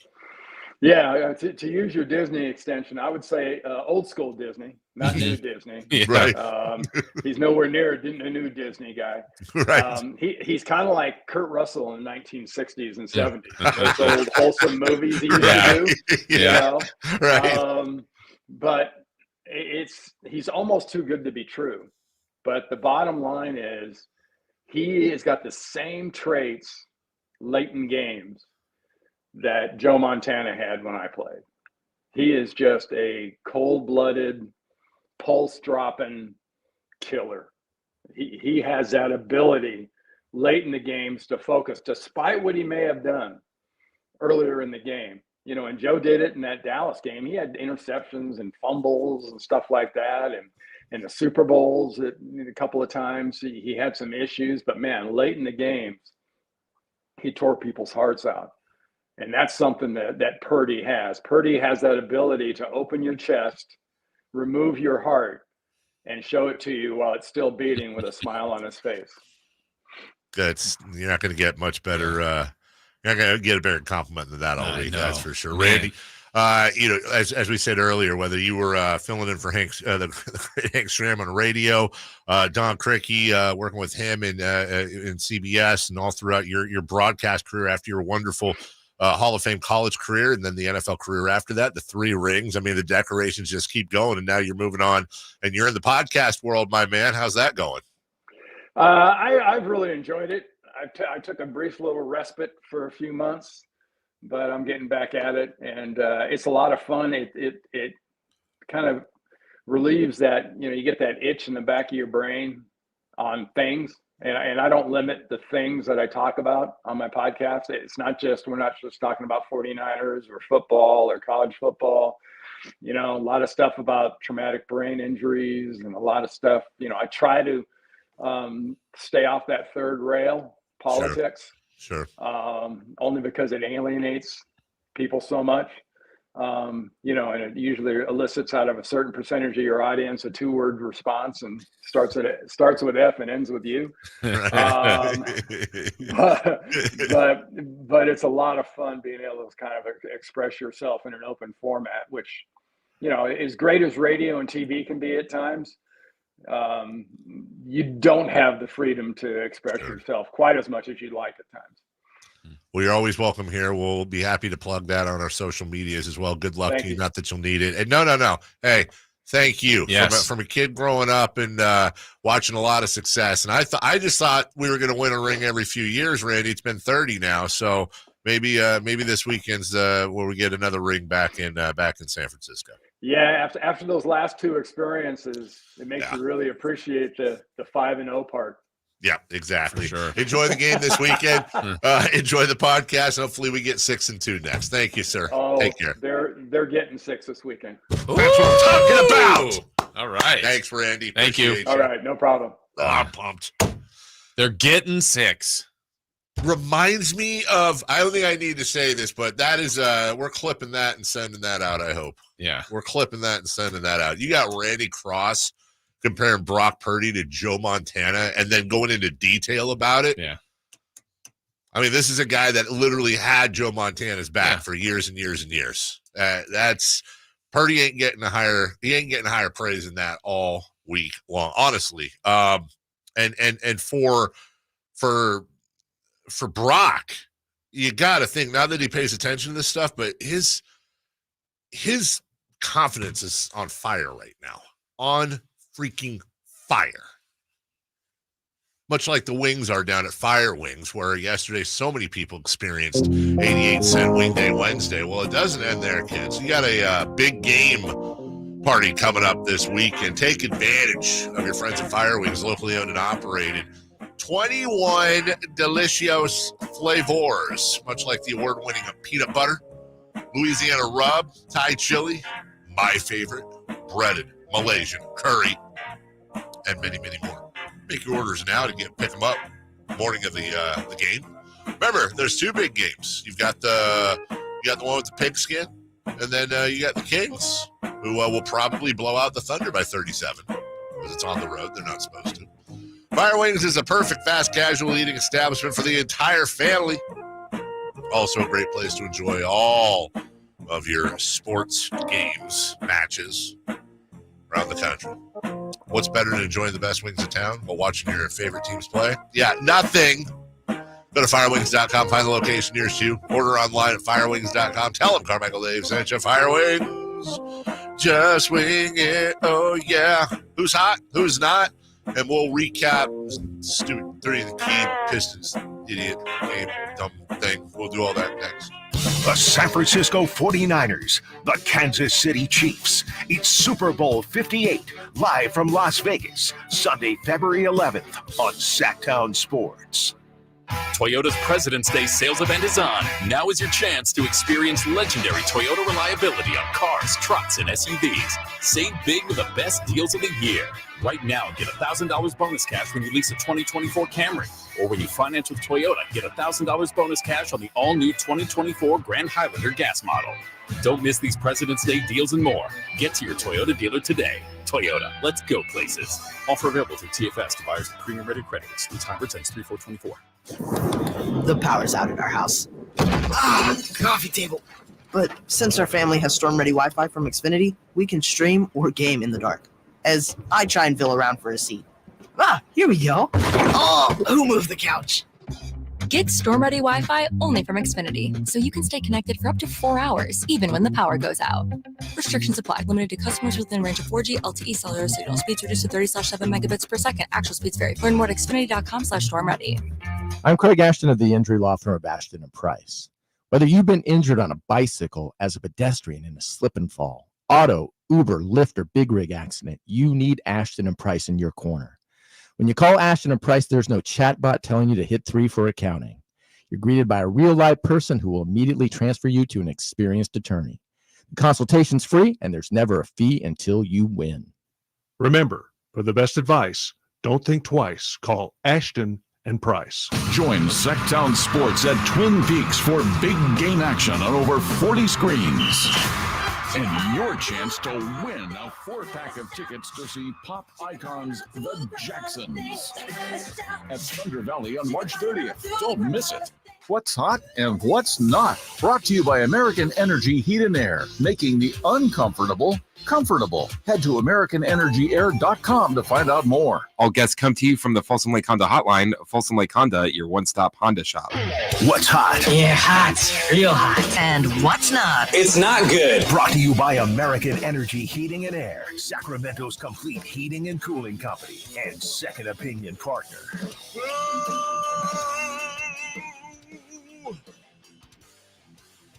Is hot. You sure you want the answer? I'm not looking forward to this part of the show today. Detroit Pistons free throw shooting. Whatever. They went to the line 22 times.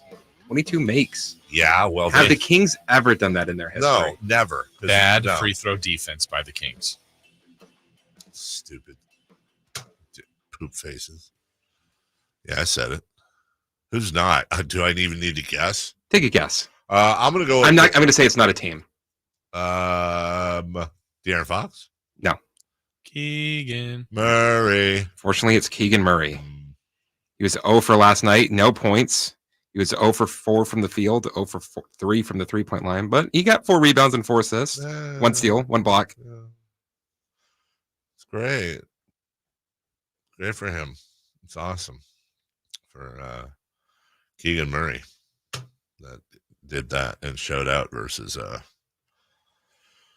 Jaden Ivey. Oh God, I feel like I need a shower talking about that game last night. It's just so yuck. It's just so yuck. By the way, want to let you know that we've got your big game party taken care of. Sactown Sports is teamed up with Beach Hut Deli. And we're going to hook you up. And by we, I mean, it's Jason and myself mainly. We're going to hook you up with legendary spread this weekend. Sandwiches galore for 25 people. Now, I want to make this clear. I don't see anything here in the rules, but just if you win this, that doesn't mean you have to have 25 people there. It could be all for yourself. You can just eat them all by yourself. Doesn't matter. Why not? How long would it take you to eat 25 sandwiches? Me personally, I could probably do 4 a day. 4 sandwiches a day? Like for the whole day. Like Look, I found the place your life is going, in the garbage. For like the whole day, though. That's all I eat. Right? So like 4 a day. So I would say it would take me 6. It would take me about a week. A little under a week. Why is that funny? 4 like deli sandwiches a day for a week? No, I'm not. You're asking me how long it would take me. Yeah. Like I'm doing that's the best I I can believe do. my question. I don't know. Jason, you might have to weigh in on this. I thought I asked you, could you do it? Oh, I thought you said how long would it take? Oh, okay. So how long would it take? Yeah, how long would it take? So this is what you would do if you had 25 sandwiches. Yeah, because here's the thing: the sandwiches aren't like you also have time that's not on your side. Like by the 2-3 days in, it's soggy sandwich. Yeah. But let's just assume that the sandwiches were fresh when you they delivered it to you fresh every time. So you had a fresh sandwich for all 25. I think I could knock out 4 a day, 1 for breakfast, 1 for lunch, 1 for dinner. You'd probably do like 2 and 2, 2 lunch, 2 dinner. I couldn't eat. Okay, here's are we talking like the like the Beach Hut Deli, the big, not the big. I mean, the normal, $8, the 8 inch right. long, whatever it is. Okay, that's a lot of sandwich. Yeah, I feel like I couldn't do 2 at a time. Weirdly enough, as fat as I am, I don't eat a lot in one sitting. I'm a grazer. Yeah. So I think I would do like breakfast, lunch, and dinner, and then half of one for snack and half of one for other snack. Okay. What about you? I get to a point like I can do leftovers and repeats, whatever. But like at some point, I'm like, yeah, you burn. Yeah, I but get they tired can of be it. different sandwiches. Or are you saying Still like a sandwich? sandwich? Yeah. It could be different pizza. But guys, it's not a manwich. We're also talking about Beach Hut Deli sandwiches, and I could eat those all day, every day because they're so darned good. Yeah. So here's the deal: 25 people, or you, or maybe you and a friend, or maybe you and 3 friends. It's a $300 value, courtesy of Beach Hut Deli.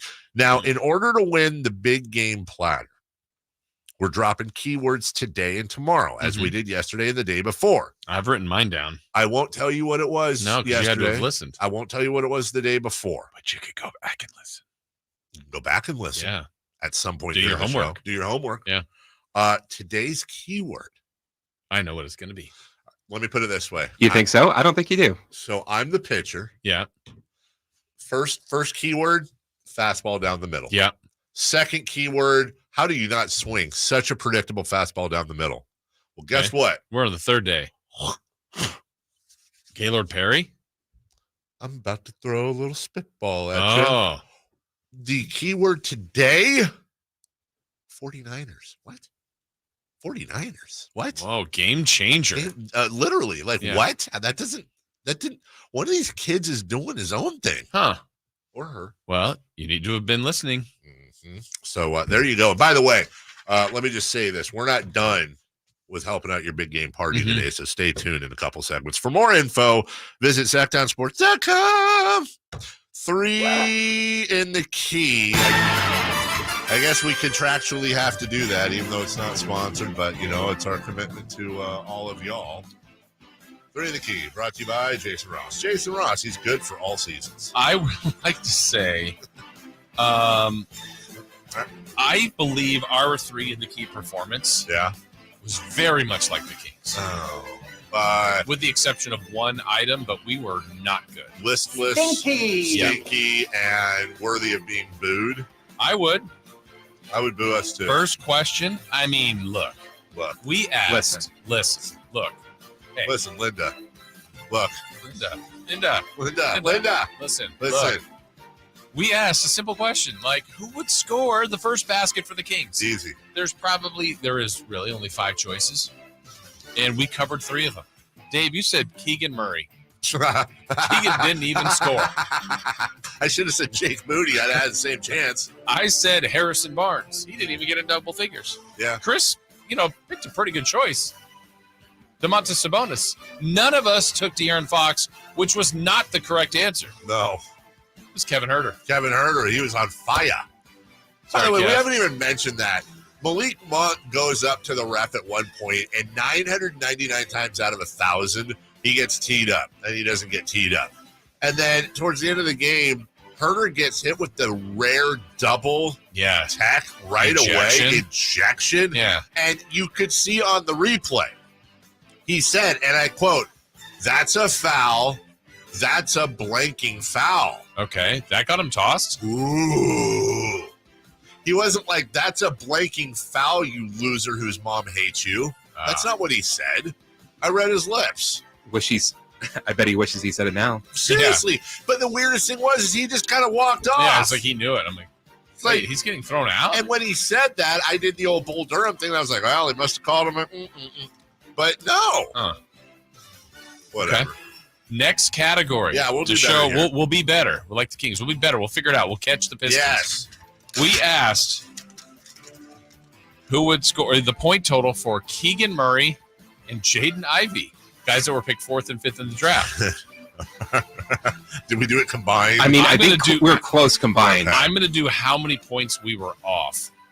Dave, you said 22 and 12. This is Murray then Ivey. I said 20 and 19. Chris said 18 and 18. Dave, you were 47 points off. I was 38 points off. Chris was 37 points off. You know, the funny thing is that what did Ivy finish with? 37? 37. Keegan had 0, and Ivy had 37. Jaden Ivey, Keegan Murray, you, me, and Christopher Law combined for 37 points. Exactly. Yeah, it's pretty awesome. And the last one, maybe the saving grace, Maybe. is a random stat. So we've been terrible so far. Dave, you did predict that the Detroit Pistons would have a double-digit lead. That at least feels great. Feels great, Yeah. baby. I counter that at least somewhat respectable representation of our show with Cade Cunningham having a double-double by the end of the third quarter. He didn't play. And then Chris went with Sabonis the first half double-double, which did not happen. But he had a good game. Yeah, he did. He showed up. We were bad. He played hard. Sorry. Played hard. Try your best, Jeff. You know what? And that's the thing. Kings last night broke both Cardinal rules. Did you try your best? No. Did you have fun? What if they had fun? That we got an even bigger problem. We need to trade them all. We'll take a break. Trade deadline coverage. More trades are happening. Such as it is. We will have all that coverage for you all the way up until noon. Don't forget Styles and Watkins live from Super Bowl Radio Row. God, imagine that Pierre Garçon year if we had a trade deadline like this. It's just been crickets down there the whole freaking time. When we come back, Niners at 9. We still have another big game giveaway to get you on as well. We're actually giving away a bunch of stuff today, not just clues and all that. So stay tuned. We are right back. It started with 32 teams back in September with one goal. Now we're down to the final 2 with a chance to earn the coveted Lombardi Trophy. It's Super Bowl 58 as the Kansas City Chiefs look to go back-to-back while the San Francisco 49ers seek their 6th Super Bowl title. Super Bowl 58, Sunday at 3:30 on your home for the NFL. Sactown Sports and SactownSports.com. For the ones who get it done, the most important part is the one you need now. And the best partner is the one who can deliver. That's why millions of maintenance and repair pros trust Grainger, because we have professional-grade supplies for every industry, even hard-to-find products. And we have same-day pickup and next-day delivery on most orders. But most importantly, we have an unwavering commitment to help keep you up and running. Call, click Grainger.com, or just stop by. Grainger, for the ones who get it done. God, I'm so stressed. It's a brand new year and our business is busier than ever. Ooma. What is that? Meditation? I'm recommending the Ooma cloud phone system with auto attendant and more than 35 features. Ooma? Yep. Switching to Ooma is a cinch. Starts at $19.95 per month per user, plus taxes and fees. Ooma. Now you're feeling it. Visit Ooma.com. That's OOMA.com to learn more. Ooma. Smart communications for the smarter business. Hey everyone, it's Joe Montana. Spreading the word about pneumococcal pneumonia, a potentially serious bacterial lung disease that can be life-threatening. If you're 65 or older like me, you're at increased risk. So, what's the game plan? A strong defense. Pneumococcal pneumonia can strike at any time in any season, so you shouldn't wait to help protect yourself. Talk to your doctor or pharmacist about vaccination today and learn more at knowpneumonia.com. That's KNOW pneumonia.com. Sponsored by Pfizer. Power Business Technology is proud to be 100% independent, locally owned, and managed Toshiba copier dealer. Local ownership cuts out the red tape, allowing ourselves to never be too busy to personally answer the call when our clients need us. Recognized for excellence in service execution, training, and customer service, we're proud to be named a 2022 Toshiba ProMasters Elite Dealer. Contact us today for all of your business printing needs at 844-POWER-BZ. That's 844-769-3729, or visit us at PowerCopiers.com. Timmy, everybody. Great job. Next up, we have Samantha. 10 times better performance can make a big difference. Castrol Edge Motor Oil gives your engine 10 times better high temperature performance. Castrol Edge, better oil for maximum performance. Now through March 4th, get 5 quarts of Castrol Edge or Edge High Mileage Full Synthetic and an oil filter for $36.99. Only at AutoZone. Claim based on Sequence 3 H test versus API SP test limits. Getting your biggest tax refund from Jackson Hewitt can lead to some spirited reactions. Jackson Hewitt! Jackson Hewitt is so sure that you'll get your biggest refund that if they don't, you get your money back plus $100. Jackson Hewitt! And Jackson Hewitt also guarantees the accuracy of your return for life. So don't just sit there. For your biggest refund guaranteed, walk into a Jackson Hewitt today and dance out Jackson Hewitt! Yeah! Big savings are back at Folsom Lake Honda, your one-stop Honda shop. Looking to own or lease? We have options for everyone. Plus, lower interest rates at Folsom Lake Honda make for lower payments. It's no wonder Folsom Lake Honda is your one-stop Honda shop. Get an instant cash offer for your trade at FolsomLakeHonda.com. We'll buy your car whether you buy from us or not. Visit us today at FolsomLakeHonda.com. Folsom Lake Honda, yeah, your one-stop Honda shop. This segment is brought to you by Kia of Vacaville. Check them out at KiaVacaville.com. KHTKAM Sacramento, KYMX HD2 Sacramento. From the Power Business Technology Toshiba Studios, your new home for 49ers football in the 916. Sactown Sports. The Carmichael Dave Show. He's on the microphone when he's not on the microphone. He's playing a song, and when he's not playing a song, he's on the microphone, and then boom. With Jason Ross. No, he didn't. Yes, he did. Caller.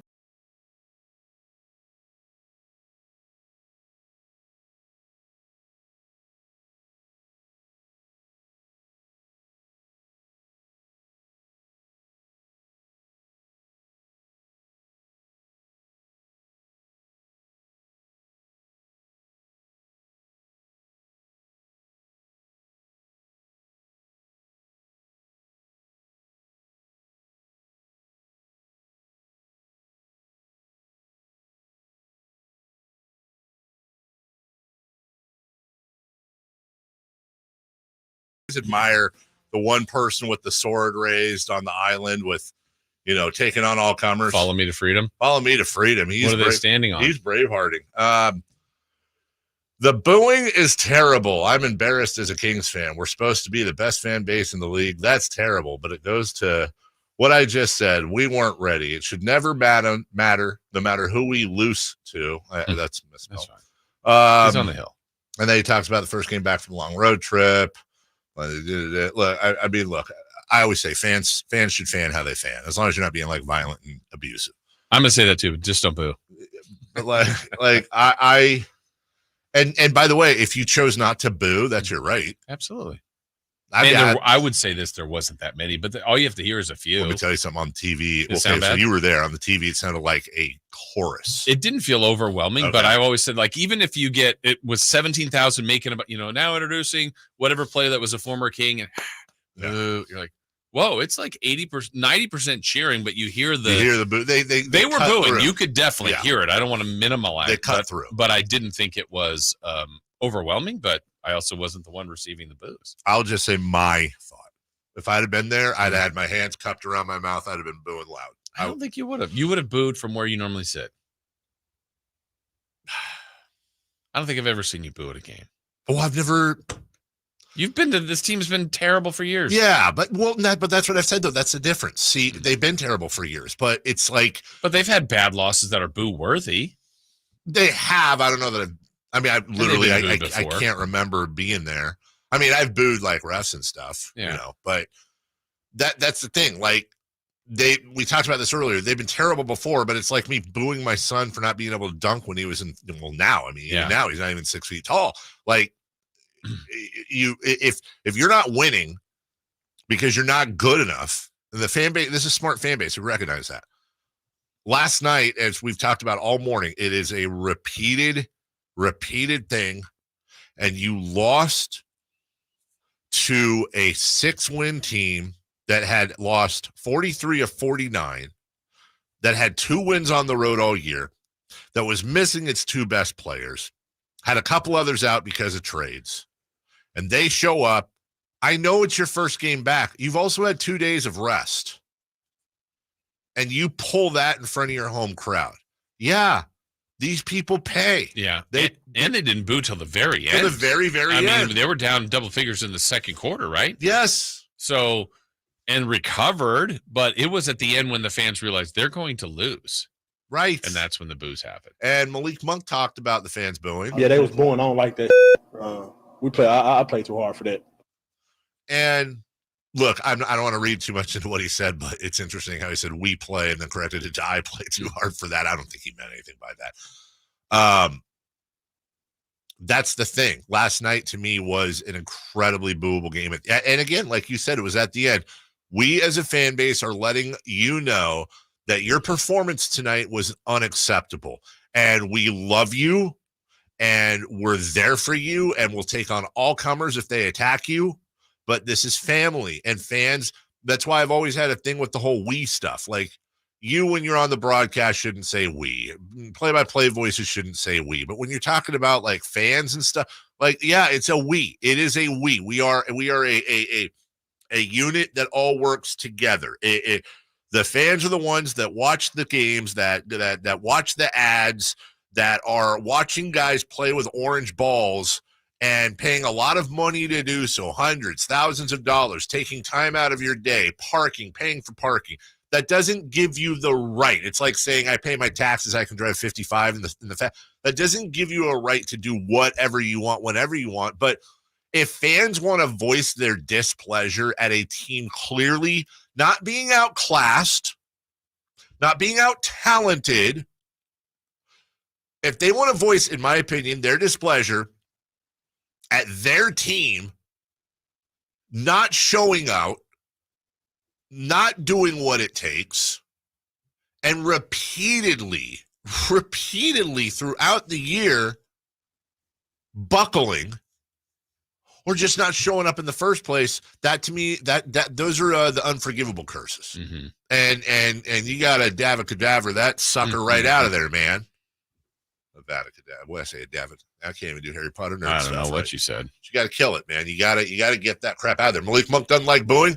As I said, I promise you, the fans like booing far less than the players like hearing it. I promise you that. To get the Sacramento Kings fan base, any of them, except the knuckleheads, which every fan base has, but you get that many people in the Kings fan base to boo, you've done something to deserve the booing. This ain't Philly.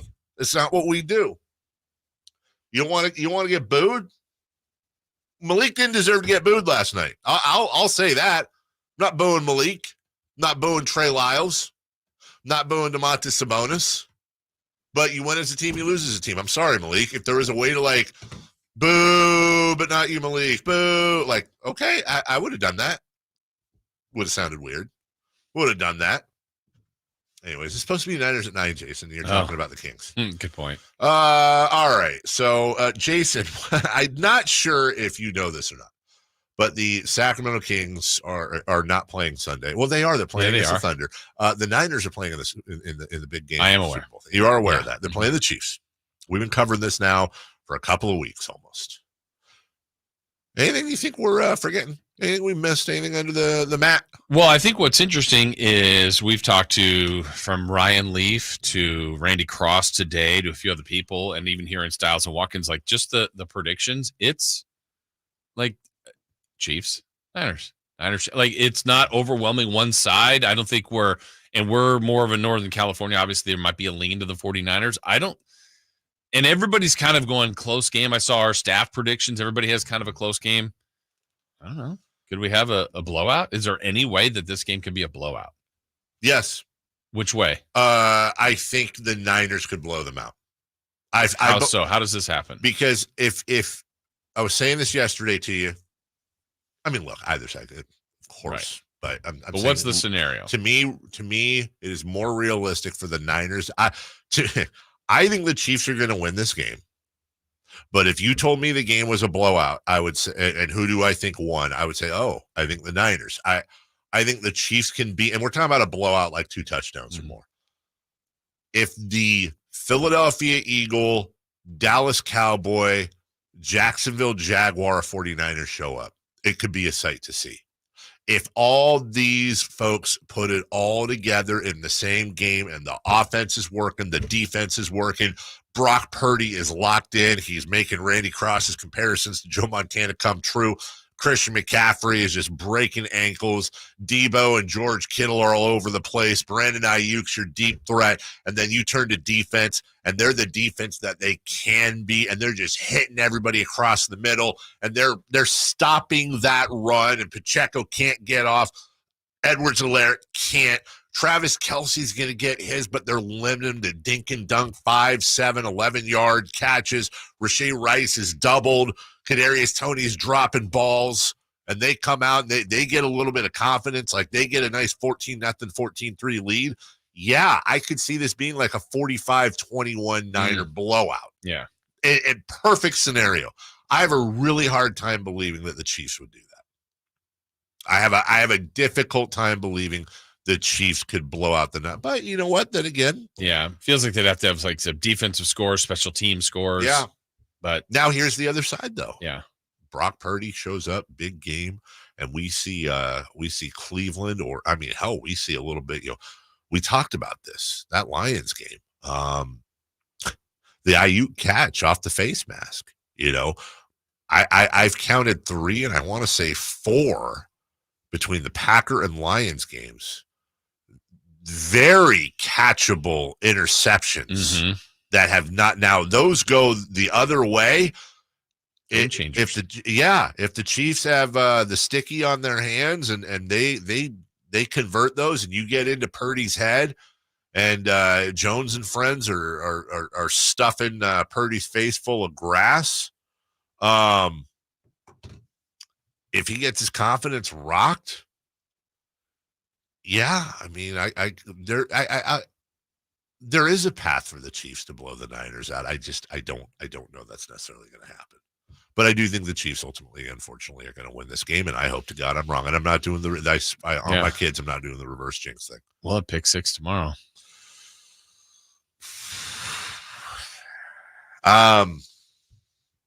Yeah, we will. Let's get to. I'm so nervous. Here's Andy Reid. We talked about the story earlier. Here's Andy Reid on Eric Bieniemy and his future. Talked to our team before our last game, so he talked to the offensive guys and hung out with us in our meetings. So I have had a chance to talk to him. He's still up for a couple of jobs. What do you think his future is in coaching? And would there be a new staff if it doesn't work out hiring someone else? Yeah, I can't answer the last part because I have no spot right now. But I would tell you, I think his coaching future is great. I mean, I'm obviously a big fan of his. One more thing on Andy Reid before we break, Jason. This is Clark Hunt, the owner of the Chiefs, talking about rumors about Andy maybe retiring soon. I've been fascinated to see the number of articles out there speculating about Andy's future. I have no sense from him that he's ready to hang it up. He loves what he's doing. He is energized by this team. He has one of the greatest quarterbacks of all time. So I'm not expecting him to step down at the end of the season, and look forward, hopefully, to him coaching the Chiefs for many more years. And I know he loves coaching Patrick. The two of them, their minds, I think, really think alike. And Andy's in the middle of one of the greatest runs in NFL history right now in terms of AFC Championship success, Super Bowl success. So hopefully that's a motivating factor for him to stay with us for a long time. All right, we'll take a break. We'll talk Kings in the next segment, but before we do, just a couple more things from Radio Row and the press area down there in Las Vegas. Kyle Shanahan comments on the practice field, and Brock Purdy on people that label him a game manager. We'll get to that and some Kings talk coming up next. Sactown Sports is hitting the road on our Jiffy Lube road trip. Join Styles and Watkins live from Radio Row in Las Vegas Wednesday through Friday from 10 to 2 as they get you ready for the big game. Plus, we have additional coverage on all our shows from Carmichael Dave and Jason Ross and the Drive Guys. It's Styles and Watkins live from Vegas, all part of our Jiffy Lube road trip on Sactown Sports and the Sactown Sports app. Oaks Golf Super Shop. Here's Frank LaRosa. Someone somewhere may have told you that you can't mark your ball with a tee. Well, Golf Monthly's Jeremy Elwood looked into that. Since 2019, the definition of a ball marker is an artificial object when used to mark the spot of a ball to be lifted, such as a tee, a coin, an object made to be a ball marker, or another small piece of equipment. Urban Myth says that sticking a tee in the green is testing the surface, and they're pretty sure there's a rule against that. But if you think about it, sticking a tee in the ground tells you no more or less than what you'd learn from fixing one or two pitch marks on the green before you putt, and we all know we're encouraged to do that. To be fair, there is more of a chance of being asked to move the tee if you use one instead of a flat marker, as there's more likelihood of a ball being stopped or deflected with the tee. Not illegal, just inconvenient. By the way, the definition says it must be an artificial object, so don't be tempted to use a leaf, a twig, or a stone, as that will cost you a penalty stroke. That's your Golf to Go. I'm Frank LaRosa.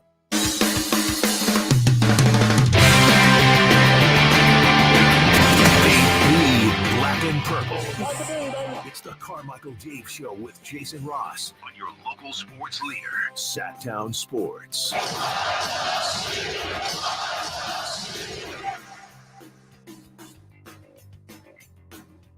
I feel like it can be a compliment at times where it's like, all right, you got a guy that can come in and run the system well.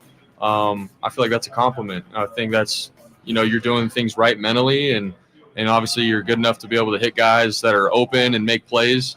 There's 32 teams in the NFL, and there's not a lot of people that can come in and play the quarterback position well in the NFL. It's a hard job. So if you're saying that I'm a game manager and I don't look flashy in how I do it, I mean, that's your opinion, and that's okay. And at the end of the day, I want to do what it takes to help my team win. And so I think winning at the end of the day in the NFL is probably the biggest and most important thing. What's up, Brock Purdy talking about people saying he's a game manager? Yeah, I think some of that stuff was going to Jimmy G too, and I think the difference to me so far of the two is my fear always before was, man, Jimmy's fine, he's a good winner, he's a leader, everybody vouches for him. I think there's value in that. They loved him, but I didn't feel like could he pull a game out if they need. Like sometimes he did, right? But I didn't have full trust. I feel good about that. Purdy can do it. He's done it. I don't know if it's a good idea to be behind a bunch. Their DNA is to get ahead and beat you and just run the game and have total control. But they've had to come back twice this postseason, and he saved his best for last. How is everybody not rooting for the Niners in the sense of you got the Chiefs, and then they're the ones with the whole Taylor Swift thing. Travis Kelce did had those controversial commercials. You have Jackson Mahomes. Like, shouldn't we all hate the Chiefs? Even though I'm not a Niner fan. I don't know what people think. I mean, I actually like Patrick Mahomes a lot. I do too. I like Andy Reid. I like Travis Kelce. I want the Niners to win. I would not. I don't have Chiefs fatigue. I got there with the Patriots. Do you have Chiefs? I mean, you want the Niners to win, so it's hard. But if this was the Lions, well, no, that's not right. You'd root for the Lions. Let's say the Cowboys got there. No, let's go Chiefs. Okay, wrong team. Oh, okay. The Rams? No, not the Rams. The Packers, you don't really have an animosity there. Like, you know what? If the Packers were playing this year, I'd probably root for them because of Jordan Love. I think that'd be a cool story. Like the one I'm thinking of is Falcons, Patriots. Like no ties to either team. I want the Falcons. I'm tired of the Patriots. Yeah. And I did not care. And I'd root for the Falcons. I mean, pretty much any team that hadn't won one or hadn't won one in a while, I'd root for against the Chiefs. So I guess that's a little bit of a fatigue. Okay. I wonder, from a political standpoint, which is always a great topic to have. Now I'm kind of obsessed with that. Like who do, like, let's say you kind of lean right. You're like, okay, like the right side was really mad at Travis Kelce for his vaccine commercials. And then they're really mad at Taylor Swift because but they're really happy about Nick Bosa. That's what right. So here's the thing. You're exactly right. So then Brock Purdy is like super religious. So that's going to be in there too. Right. But then San Francisco. But that's right. But then it's San Francisco, the bastion of the headquarters of the liberaliest, bluest blue ever. But it's in Santa Clara where all the tech bros live. Oh, right. That's what we need. Here's what we need. We need both Joe Biden and Donald Trump to come out and endorse teams in the Super Bowl. I need to know who I'm rooting for. Great idea. Yes. And then we'll break it down live on radio. Okay. I'm just honestly curious. Like, I wish I had a room full of I wouldn't worry about I don't care who the left's rooting for. They're not watching anyways. I'm saying I want to know who the people on the right. I want to take a poll of all right wingers and be like, do you deal with the whole Travis Kelce, Taylor Swift being champions thing? I love that their controversy is just being people. Or no, Travis Kelce did the commercials for the Pfizer. Yeah. Taylor Swift is supporting the Dems. So you got all kind. They probably drink Bud Light together. Taylor Swift is the lefties aren't a big fan of Taylor Swift right now. Really? Yeah. I don't want to. Like it came out. Someone's doing has a Twitter account of her jet. Like everywhere she I saw that. And they're putting there's like the 13-minute flight. Yeah. And everyone got angry at that. They need to chill out because I'm sorry. No. Big You're picture. wrong. Big picture. Yes, big picture. Big picture. You need Taylor Swift if you're on the left. What does that mean? Meaning you need Taylor Swift on your side right now. I don't understand. You need Taylor Swift. You need someone just pumping more carbon dioxide into the environment to be on your side. No, if you're on the left, you need Taylor Swift endorsing the left. You need her endorsing Joe Biden and bringing her millions and millions. What are you laughing Joe Biden's the left? Huh? Joe Biden is the left? Okay, now we're getting into Christopher Laud land. Jesus Christ. Seriously. Yes. He's not. I'm sorry. No, he's not. You're right. Joe Biden is a conservative Republican. I'm sorry. He is far right. He's totally not a Democrat running for president. He is a Democrat running for president. Okay, that's what I'm talking about. You're playing semantics, and you know what I'm talking about. We went down. Jason, why'd you let this happen? This is the dumbest. All I was trying to say is who's rooting for whatever, and then this guy got involved, and it got all this. Something happened with politics? All I was trying to say was, I wonder who the right is rooting for in the Super Bowl. Joe Biden's left? No, dude. He's not. No, him in his big red hat. I want you to define left when we get off the air, okay? Gotcha. All right. I will do that for you. And then you're going to say, no, that doesn't count. I want an No, that doesn't count. I want an essay. There's one guy on the right, one guy on the left in the general. But they both agree on almost everything. But Trump and Biden agree on almost everything. Mm-hmm. Dwayne Ham, these talks with Chris, man. This is what happens. This is what happens. It's like the turd in the punch bowl. Trying to do a radio show. And you old Morrissey'd out and say your crap. Now You're the one still talking about it. I'm trying to segue into something more pleasurable to talk about, like highlights from last night's game. Here's Jaden Ivey. Ivey now has been Mr. Everything here in this fourth quarter. Working against Herter. Probes, pulls it back. Now curls to his right. Reaches inside. Scores it. No interior help on the defense. Jaden Ivey just beating the Kings single-handedly, 16 of his 34 in the quarter. He was pretty good. Yes, he was. Made all of his shots in the fourth. 37 points. Mike Brown was disappointed. You know, there are many times during the season where I could say that I was disappointed in our performance. And tonight is definitely one of them, if not at the top of the list. The way we played the game, especially defensively, was not good. Detroit had their way with us. We couldn't contain the dribble drive. In the ISO situation, we couldn't contain the ball in pick and roll situations. They got downhill and collapsed our defense and sprayed the ball for 3-point shots after going along the baseline.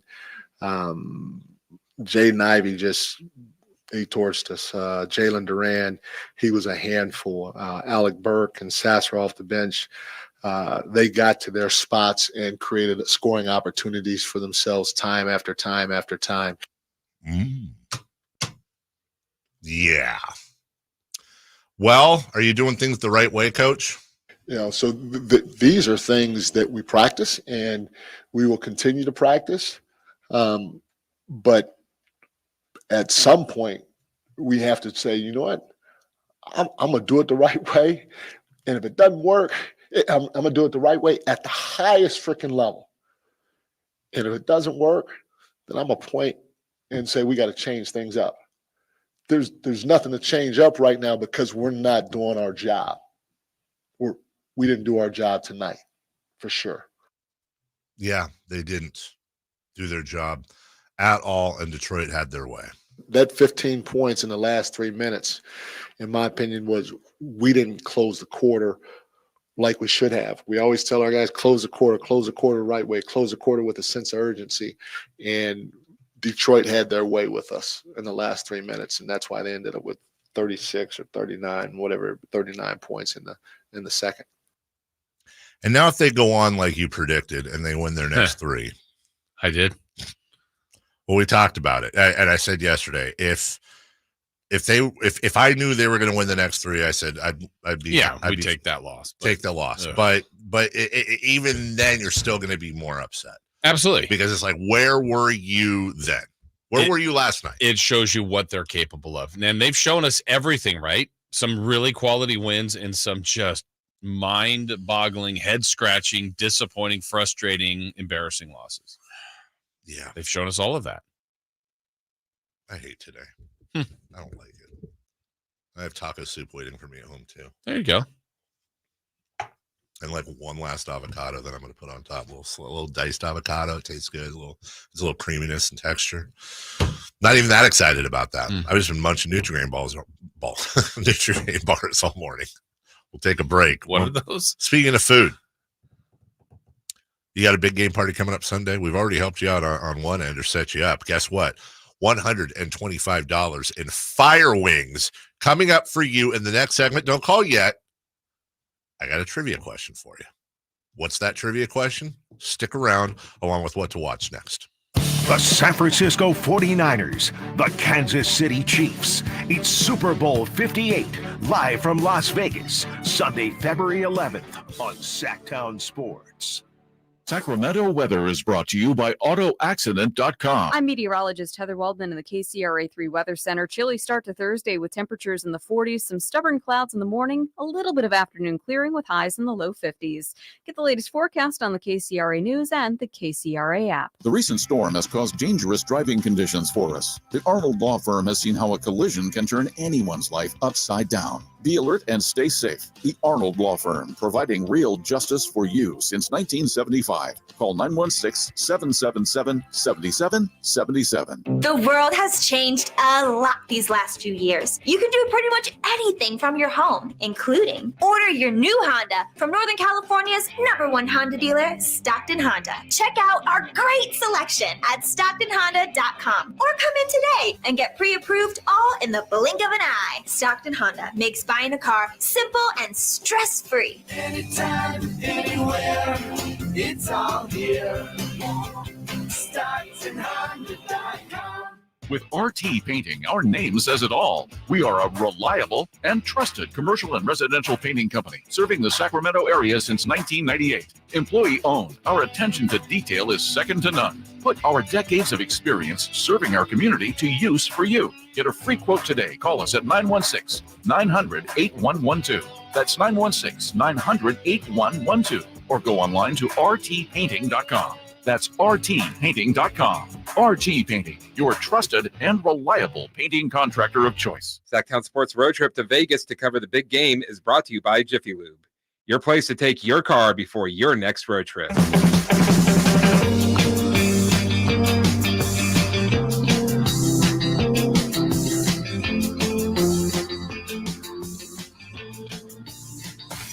Carmichael Dave Show with Jason Ross. Call or text at 916-339-1140. On Sactown Sports. 1-800-920-1140. Call right now, and you'll have an opportunity to answer a trivia question. So we're going to make these big game related. And if you answer it right, you're getting $125 in fire wings. How about that? Or, fire wings, but you can do wings, you can do ramen, you can do seasoned You got fries. choices. Got a lot of choices. Yeah. Absolutely. I'm trying to see what is Ryan? Ryan's mad about something in the chat line. I don't know what, Jason. I'm going to find that out, but I think it's directed at Styles and Watkins. Uh-oh. Yeah. That can't be. That's all all about show yesterday. They had a wonderful show, Yeah. and I think they even had so many interviews. They're going to have some left over from today, plus new interviews. Yeah. All right, let's go to is this Caesar. Yes. Caesar, how you doing? Good. You guys? Yeah, we're doing, doing fine. I mean, crappy loss, but what are you going to Same. I know. Same, guys. Same. Caesar, I want you to have $125 worth of fire wings for the big game this Sunday. And I just want you to be able to answer a trivia question, okay? Okay, let's go. What team has played in 4 Super Bowls but never held a lead? Oof. The Vikings? Oh, that is absolutely correct. That is absolutely correct. Let's go. And, Let's go. we've done this for a long time. There's a special sixth sense you get when you can tell if there's cheating or Googling involved. And I don't know from what corner of your rear end you pulled that from. I was wondering, is he going to, I thought you might say Bills or something like that. For you to pull Vikings out, that's well done, Caesar. Man, I'll keep it honest. The first thing that I was stuck on was when you guys had mentioned the Patriots and Falcons a minute ago. And I was like, why am I just thinking Patriots and Falcons? Why? Right. I don't know. Well, I'm glad you overcame that. Good work. You took your time. You thought it through. I truly, honestly thought we were going to move on and have a few. I did not plan on the first guy getting the right answer, but I'm glad, Caesar. Congratulations. Hey, let's go to Fire Wings and get $125 worth of Fire Wing and all the other wonderful things. You could divide that up. You get some wings, you get some sandwiches, you get some ramen, you can get some seasoned fries. And you have a heck of a party. Heck of a party. You can eat it all yourself, Caesar. I don't even care. Were you guys aware that the Florham Road location has pizza as well? Yes. What? He's scouting. Is this a setup? is this a work on the radio? Yes. And may I say that it's fire? The pizza is fire. You may, Caesar. You got to trust the process. That's what we say. That's the slogan. Let's finish off this amazing giveaway by asking you simply, what Fire Wing supported radio station makes all your finger licking dreams come true? Sactown Sports, baby, 1140. Let's go. Honest to God, Caesar's on fire. That literally. is perfect. What a win. I want to go to the YouTube chat now because I've noticed this thing where, when we do a giveaway like that and somebody wins, there are a bunch of little hens in the hen house. They're like, I don't know if I wanted him to win that. Oh, really? Or is that all we have to do? Yeah. Be happy for Caesar. Yeah. It's clutch. Be happy for him. I wrote it down. I was between two teams in my mind, but I was Vikings or Bills. Honestly, I did not. I honestly thought he'd say Bills. Nice job, Caesar. All right, and so don't forget, we've got even more food for you tomorrow. Stay tuned here, Jason. When it comes to what to watch and really what to listen to as well, trade deadline expires 2.5 hours from now. We will have all the info from you. Seems like it flurried a little bit. Yeah, nothing massive. I mean, Gordon Hayward would be the biggest name, I guess, right, so far on the move as he's leaving from Charlotte to OKC. I don't know if there's going to be any further plans there, but the Knicks have been very busy. Detroit, Buddy Hield, former King, has been moved as well to Philadelphia. And, I think this should be acknowledged too. NBA Central has this little write-up here online, and it's a great point. The Knicks acquired OG Anunoby, Bojan Bogdanovic, and Alec Burks without relinquishing any of their first-round picks. They now have all their picks for an acquisition this summer. They're good with clutch sports now. There was those issues there. Jalen Brunson's an all-star. It's pretty, when you think about Leon Rose and everybody going in there and kind of taking over and trying to do their thing, it's about as good a look for the Knicks as it's been in a long time. Yeah. I mean, and look, I have no love for the Knicks whatsoever, but I don't have any hate, and I can acknowledge the NBA is better when the Knicks are good. Mm-hmm. It's one of those tentpole franchises and plus they're not in the West, so I don't care. Yeah.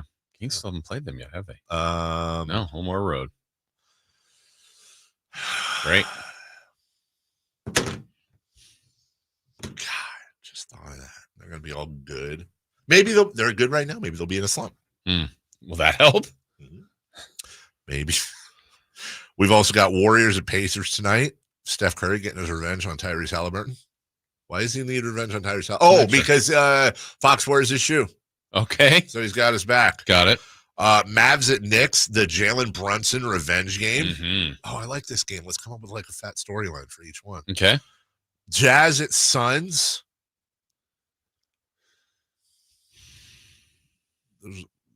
There's a lot of Suns in Utah. Danny Ainge revenge game used to be a Sun. He was former King. Yeah, Danny Ainge. Also, Tom Chambers once got a speeding ticket in Salt Lake City. Sure. Okay. And Nuggets Lakers. This is scouting for Denver coming to Sacramento tomorrow. Yet another team playing the front end of a back-to-back before they get to Sacramento. And this is LeBron versus Jokic. Yes. The blood feud. Right. Did you see that pass Jokic had? Was it the day before yesterday where he went between Giannis's legs? Yes. Yeah. He's really good. Oh, you missed the Giannis game too. Giannis, the Timberwolves and Bucks, two teams actually struggling. Did I miss? I did Doc miss Rivers. that. Can Doc Rivers get his second win? Also, here's the storyline. Timberwolves versus Bucks. The only two teams in the NBA whose cities start with meh. Except one's a state. Yeah. But it's in the Minneapolis. Yeah. Minneapolis, Milwaukee. Both mid towns. Both, yeah. In the Midwest. In the Midwest. That's right. Nowhere near Orlando or Orange County, California, where Mickey Mouse is. Good point. And M is the 13th letter of the alphabet. Taylor Swift. I don't know. That's the 13th letter. We'll take a break. Or will we? Right. What? It is. Yeah. Is it really? Yeah. She's mentioned that before. Because she sits in row M when she's won a Grammy. Oh, just 13. A, B, C, D, E, F, G, H, I, J, K, L, M. You had to count to make sure we were right? Like for short numbers, I still have to count on my fingers. No, but you didn't believe that. No, I did. I felt like I needed a second source. I'm just the source. I'm too early for a break, right? Aren't we breaking in 2 minutes? Yeah, we got a couple minutes. Oh, we do. Okay. Yeah. Let's see here. What are we doing? No, I don't want to go back to the Kings, Jason. I don't want to go back there at all. Yeah, punish them. We don't have to. Yeah, no, we're not doing it. How about Tom Brady? Why doesn't Bill Belichick have a job? Right? I don't know the criteria for hiring these guys, for hiring coaches. I have never been a part of it. I mean, I'm surprised that the greatest coach ever doesn't have a job.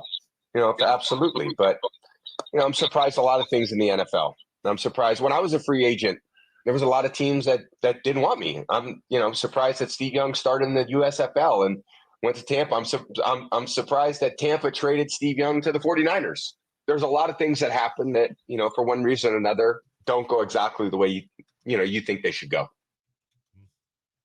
Yeah, and I don't know if he's going to coach again. Belichick? Yeah. I would be shocked. I mean, so why will next year be different?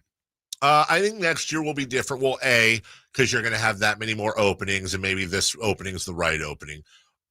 I could totally see. I mean, look, there's no. I have no reason to believe this other than just tinfoil hat.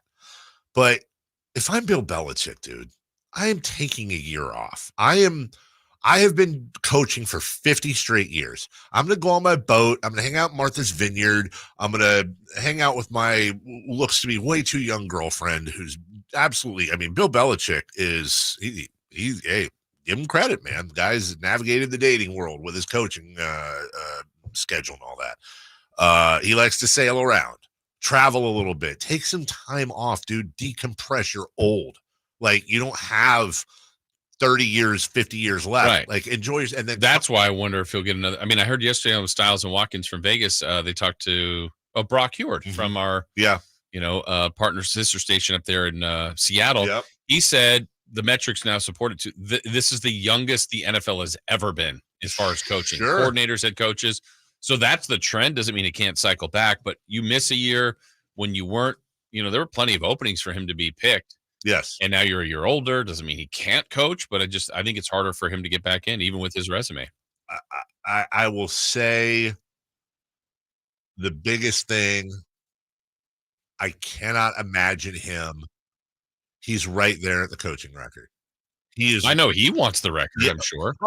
Oh, there's going to look, as far as teams hiring him, like what I was going to say conspiracy wise is that would it even slightly surprise you if Dallas had him in the year after this? McCarthy's on a 1-year deal. Basically, he got Rex Ryan, maybe he goes whatever that was. Belichick comes to Dallas. There's going to be a team that's going to offer Bill Belichick a butt ton of money.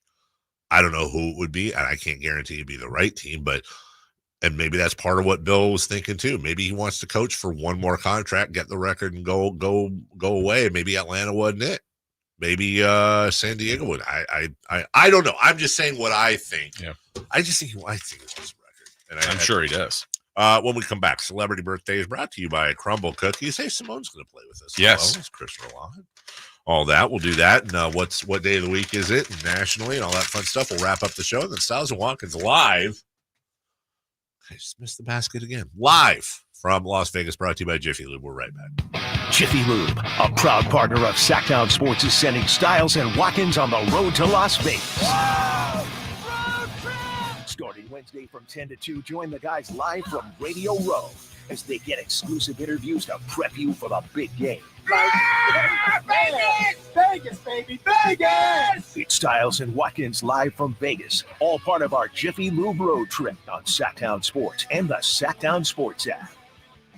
Hey, it's Carmichael Dave. I got good news. The American Energy Heat and Air $0 HVAC diagnostic has been extended to February 29th. That's right. It expired at the end of January, but want to give you all an opportunity who missed out to get in. It's a $99 value.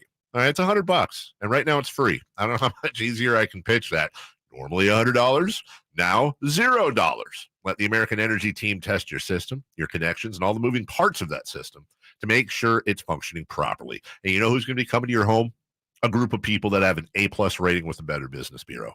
A group of folks that have been making the greater Sacramento area proud since 1981. $0 HVAC diagnostic. Normally a $100 value right now at American Energy Heat and Air. Go to AmericanEnergyAir.com or call them to make your appointment. 916-520-9990. The first time I tried to quit vaping, I told myself that it was like a mountain that I had to climb over. And once I got to the other side, it would be clear. But I couldn't make it over. What really got me to quit was my little sister. I saw her vaping. So I was back in the mountain, but this time she was up there with me. It's weird what you can do for others that you won't do for yourself. Every attempt is part of your story to quit for good. Visit Kick It California today at kickitca.org. COVID-19? I don't want to risk missing work. I booked an appointment for this season's updated COVID-19 shot designed to help protect against recent variants. Learn about a vaccine option and book your COVID-19 shot on schedulecovidvax.com. Sponsored by Pfizer. Nachos! Hey, I'll take some. And some Frank's Red Hot. Nah. You're just going to eat these boring nachos with no flavor. Frank it up! Frank it up! This guy finally gets it. It's the perfect blend of flavor and heat. Frank's Red Hot. I put that on everything. Folsom Lake Ford has trucks. The F-150s are here. Explorers, Expeditions, and a huge selection of Broncos and Bronco Sports. They're in stock now at Folsom Lake Ford. Shop Folsom Lake Ford, your truck headquarters right here in Sacramento for your favorite Ford models at good, fair prices. Short on cash? Buy any new Ford with zero down. Save big with low interest finance rates. Plus, Folsom Lake Ford is paying top dollar for all trades. We want your vehicle regardless of mileage or condition. This could be the best time to buy a new Ford. Check out the huge inventory online at FolsomLakeFord.com or stop by the dealership and see the most recent arrivals. Looking for something special? Give them a call and tell them Doug Christie sent you. Folsom Lake Ford in the Folsom Auto Mall, your trusted dealer, my trusted dealer for over 30 years. FolsomLakeFord.com. 0 down with approved credit. Timmy, everybody. Great job. Next up, we have Samantha. 10 times better performance can make a big difference. Castrol Edge Motor Oil gives your engine 10 times better high temperature performance. Castrol Edge, better oil for maximum performance.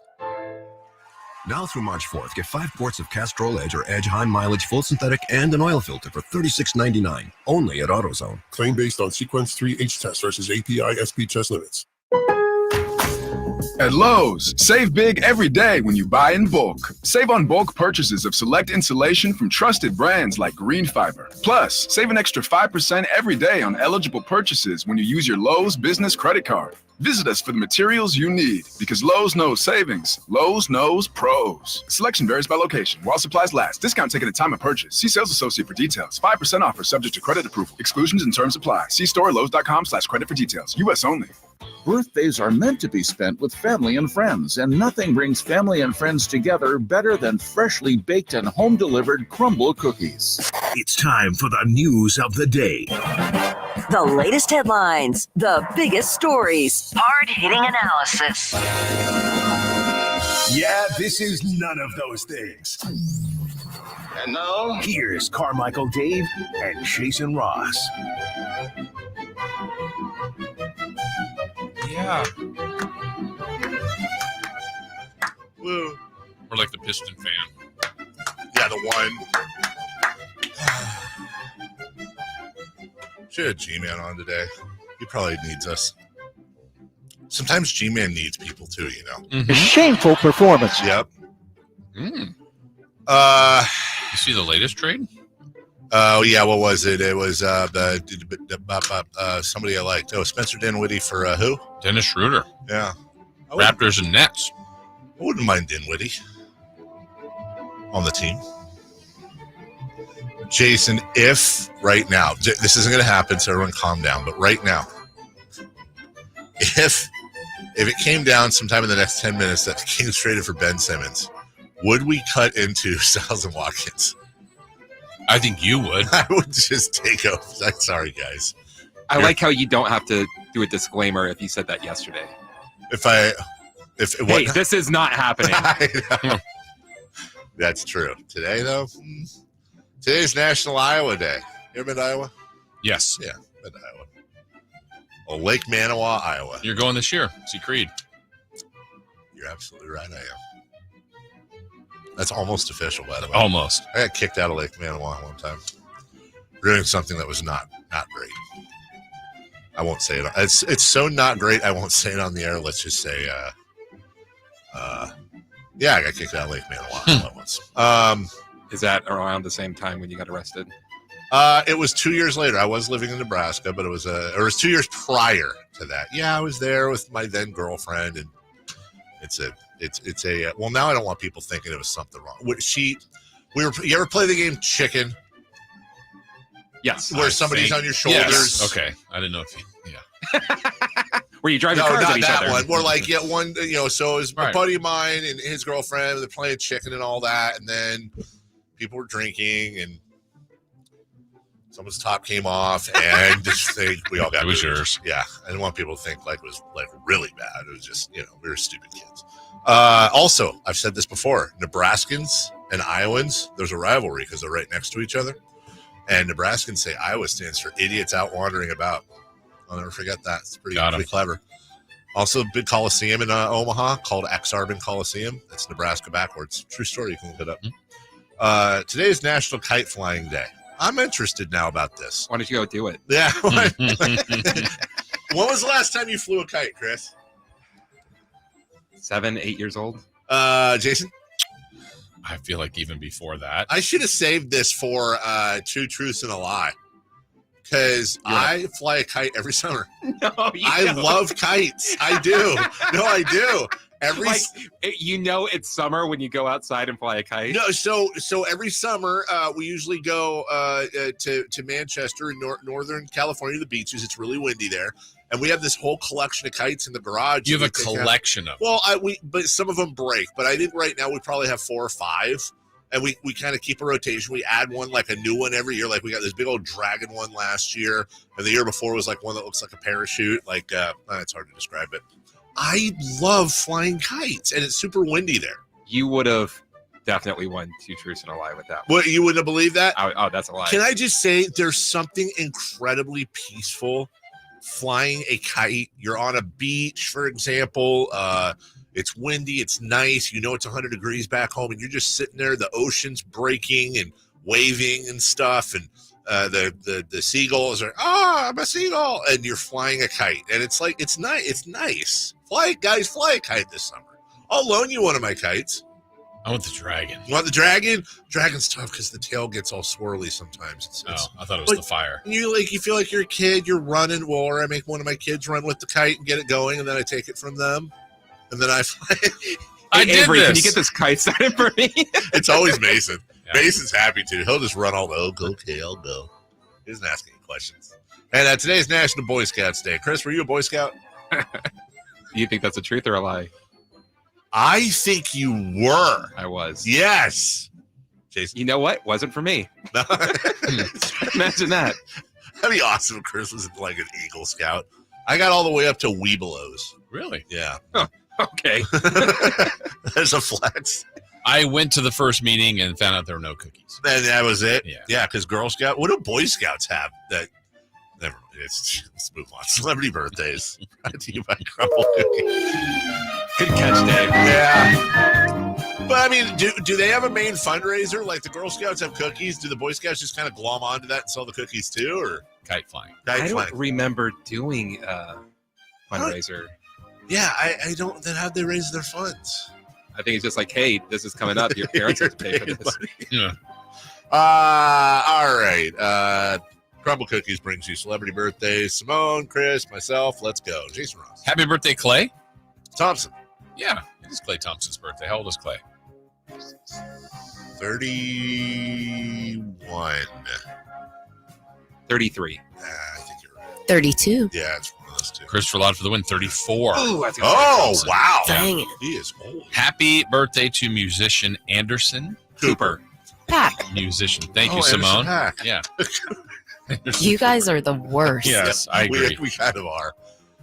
Anderson .Paak, I have no idea. Simone, how old is he? Ooh, he's grown and sexy. Give me a 38. No, he's like 35. I actually think he's 37. You guys are wrong. You know what? We have a correct answer, and it goes to Simone! Yes! Dang it. Happy birthday, John. Legend. I wanted to say legend too. John Oliver, please. Okay. John Williams, legendary composer. Oh, Dave's got this one. You better get this Dun. I think he's like 81. Okay. He's so good. He's 85. 84. No one's in the right decade. He's 92. Whoa. No way. Yeah. No. Happy birthday, Vince Carter. Gilligan. This is how stupid I am on multiple levels. The first thing that popped in my head, you said Vince, and I went Cully. which is wrong for like 9 reasons. Yeah. His name wasn't Vince Scully. Vince Coleman. Oh, Vince Neil, lead singer of Motley Crue. Oh, obviously. Yeah. Vince Neil is 66. How old's his liver? Yeah, it's for real. 98. 70, please. 62. Christopher Lott for the win. 63. Okay. Happy. Would I know a Motley Crue song? Yes. Yeah. Okay. He's the one that called out, feel good. He's gonna make you feel all right. I'm on my way. Okay. Yes, I know that one. Okay. Beautiful. Sweet. Tonight. Okay. Happy birthday to Alonzo Mourning. Right. Correct. Alonzo Mourning. Zoe. Let's pass some Zoe. Let's get some Zoes. He is 53. Ooh, I wanted to say 53. 54. 50. We have a correct answer, and it goes to Christopher Lott. Yeah, not me. Happy birthday to Stephanie Seymour Meyer. It's actually Stephanie Courtney. Who's Stephanie Courtney? Everybody sees her every single day. Okay. It's Flo from Progressive. Oh. Well, wait a minute. I thought her name was Flo. What is this crap? Is it weird that I have kind of a crush on her? Who doesn't? Oh, okay, good. Okay. I mean, what a career. So I've told you this before. So my brother-in-law was the French model on those State Farm commercials. So he was lucky enough to have like a run, right? So I know what he made. And then so we'll talk about like what she makes. It's insane. There's a reason why she's been doing them for like 10 years. Billions. Don't turn that down. Oh my God. Flo is 52. No way. Give me 44. 48. Carmichael Dave with a win. 54. Wow. Yeah. Happy birthday to SNL's Cecily Strong. Ooh, I should know this one. Go ahead. Take it first then. 36. No, she is 41. She's actually 43 today. Christopher Lott for the win. 40. Let's see. Where can we go? Oh, another newsman. How about Ted Koppel? Who? He is still with us. Ted Koppel is 90 On today. Ted Koppel. Nightline. Ted Koppel. What'd you say? They're still in Iran. That's pretty good. 91. I'm going to say 88. Before you answer, can I just say this? Hey, if Ted Koppel was in a lineup, Simone, with a sweatshirt that said, I'm Ted Koppel, would you be able to pick him out of a lineup? No, I just identified that. I didn't hear that. Sorry, Yeah. I wasn't listening. I'll look him up right now. Okay. He's 84. He's 84. Okay. Who got that? No one. You, I think. Yeah, I said 90. I said 88. Chris got it. Oh, he got it. All right. Well, for Chris, for Cross, Randy. Oh, see that? Chris Cross. Yeah. That'd make I you did that. Yeah. Jump. For Kelly, for Sam, and for who did we replay? Wasn't Ronnie Lott. Lombardi and more. Thank you so much. Good job, everybody. Styles and Watkins live from Vegas. Radio Road, brought to you by Jiffy Lube, is next. We'll have all your trade deadline coverage as well all day long, so stick it right here on Sactown Sports. It started with 32 teams back in September with one goal. Now we're down to the final 2 with a chance to earn the coveted Lombardi Trophy. It's Super Bowl 58 as the Kansas City Chiefs look to go back-to-back while the San Francisco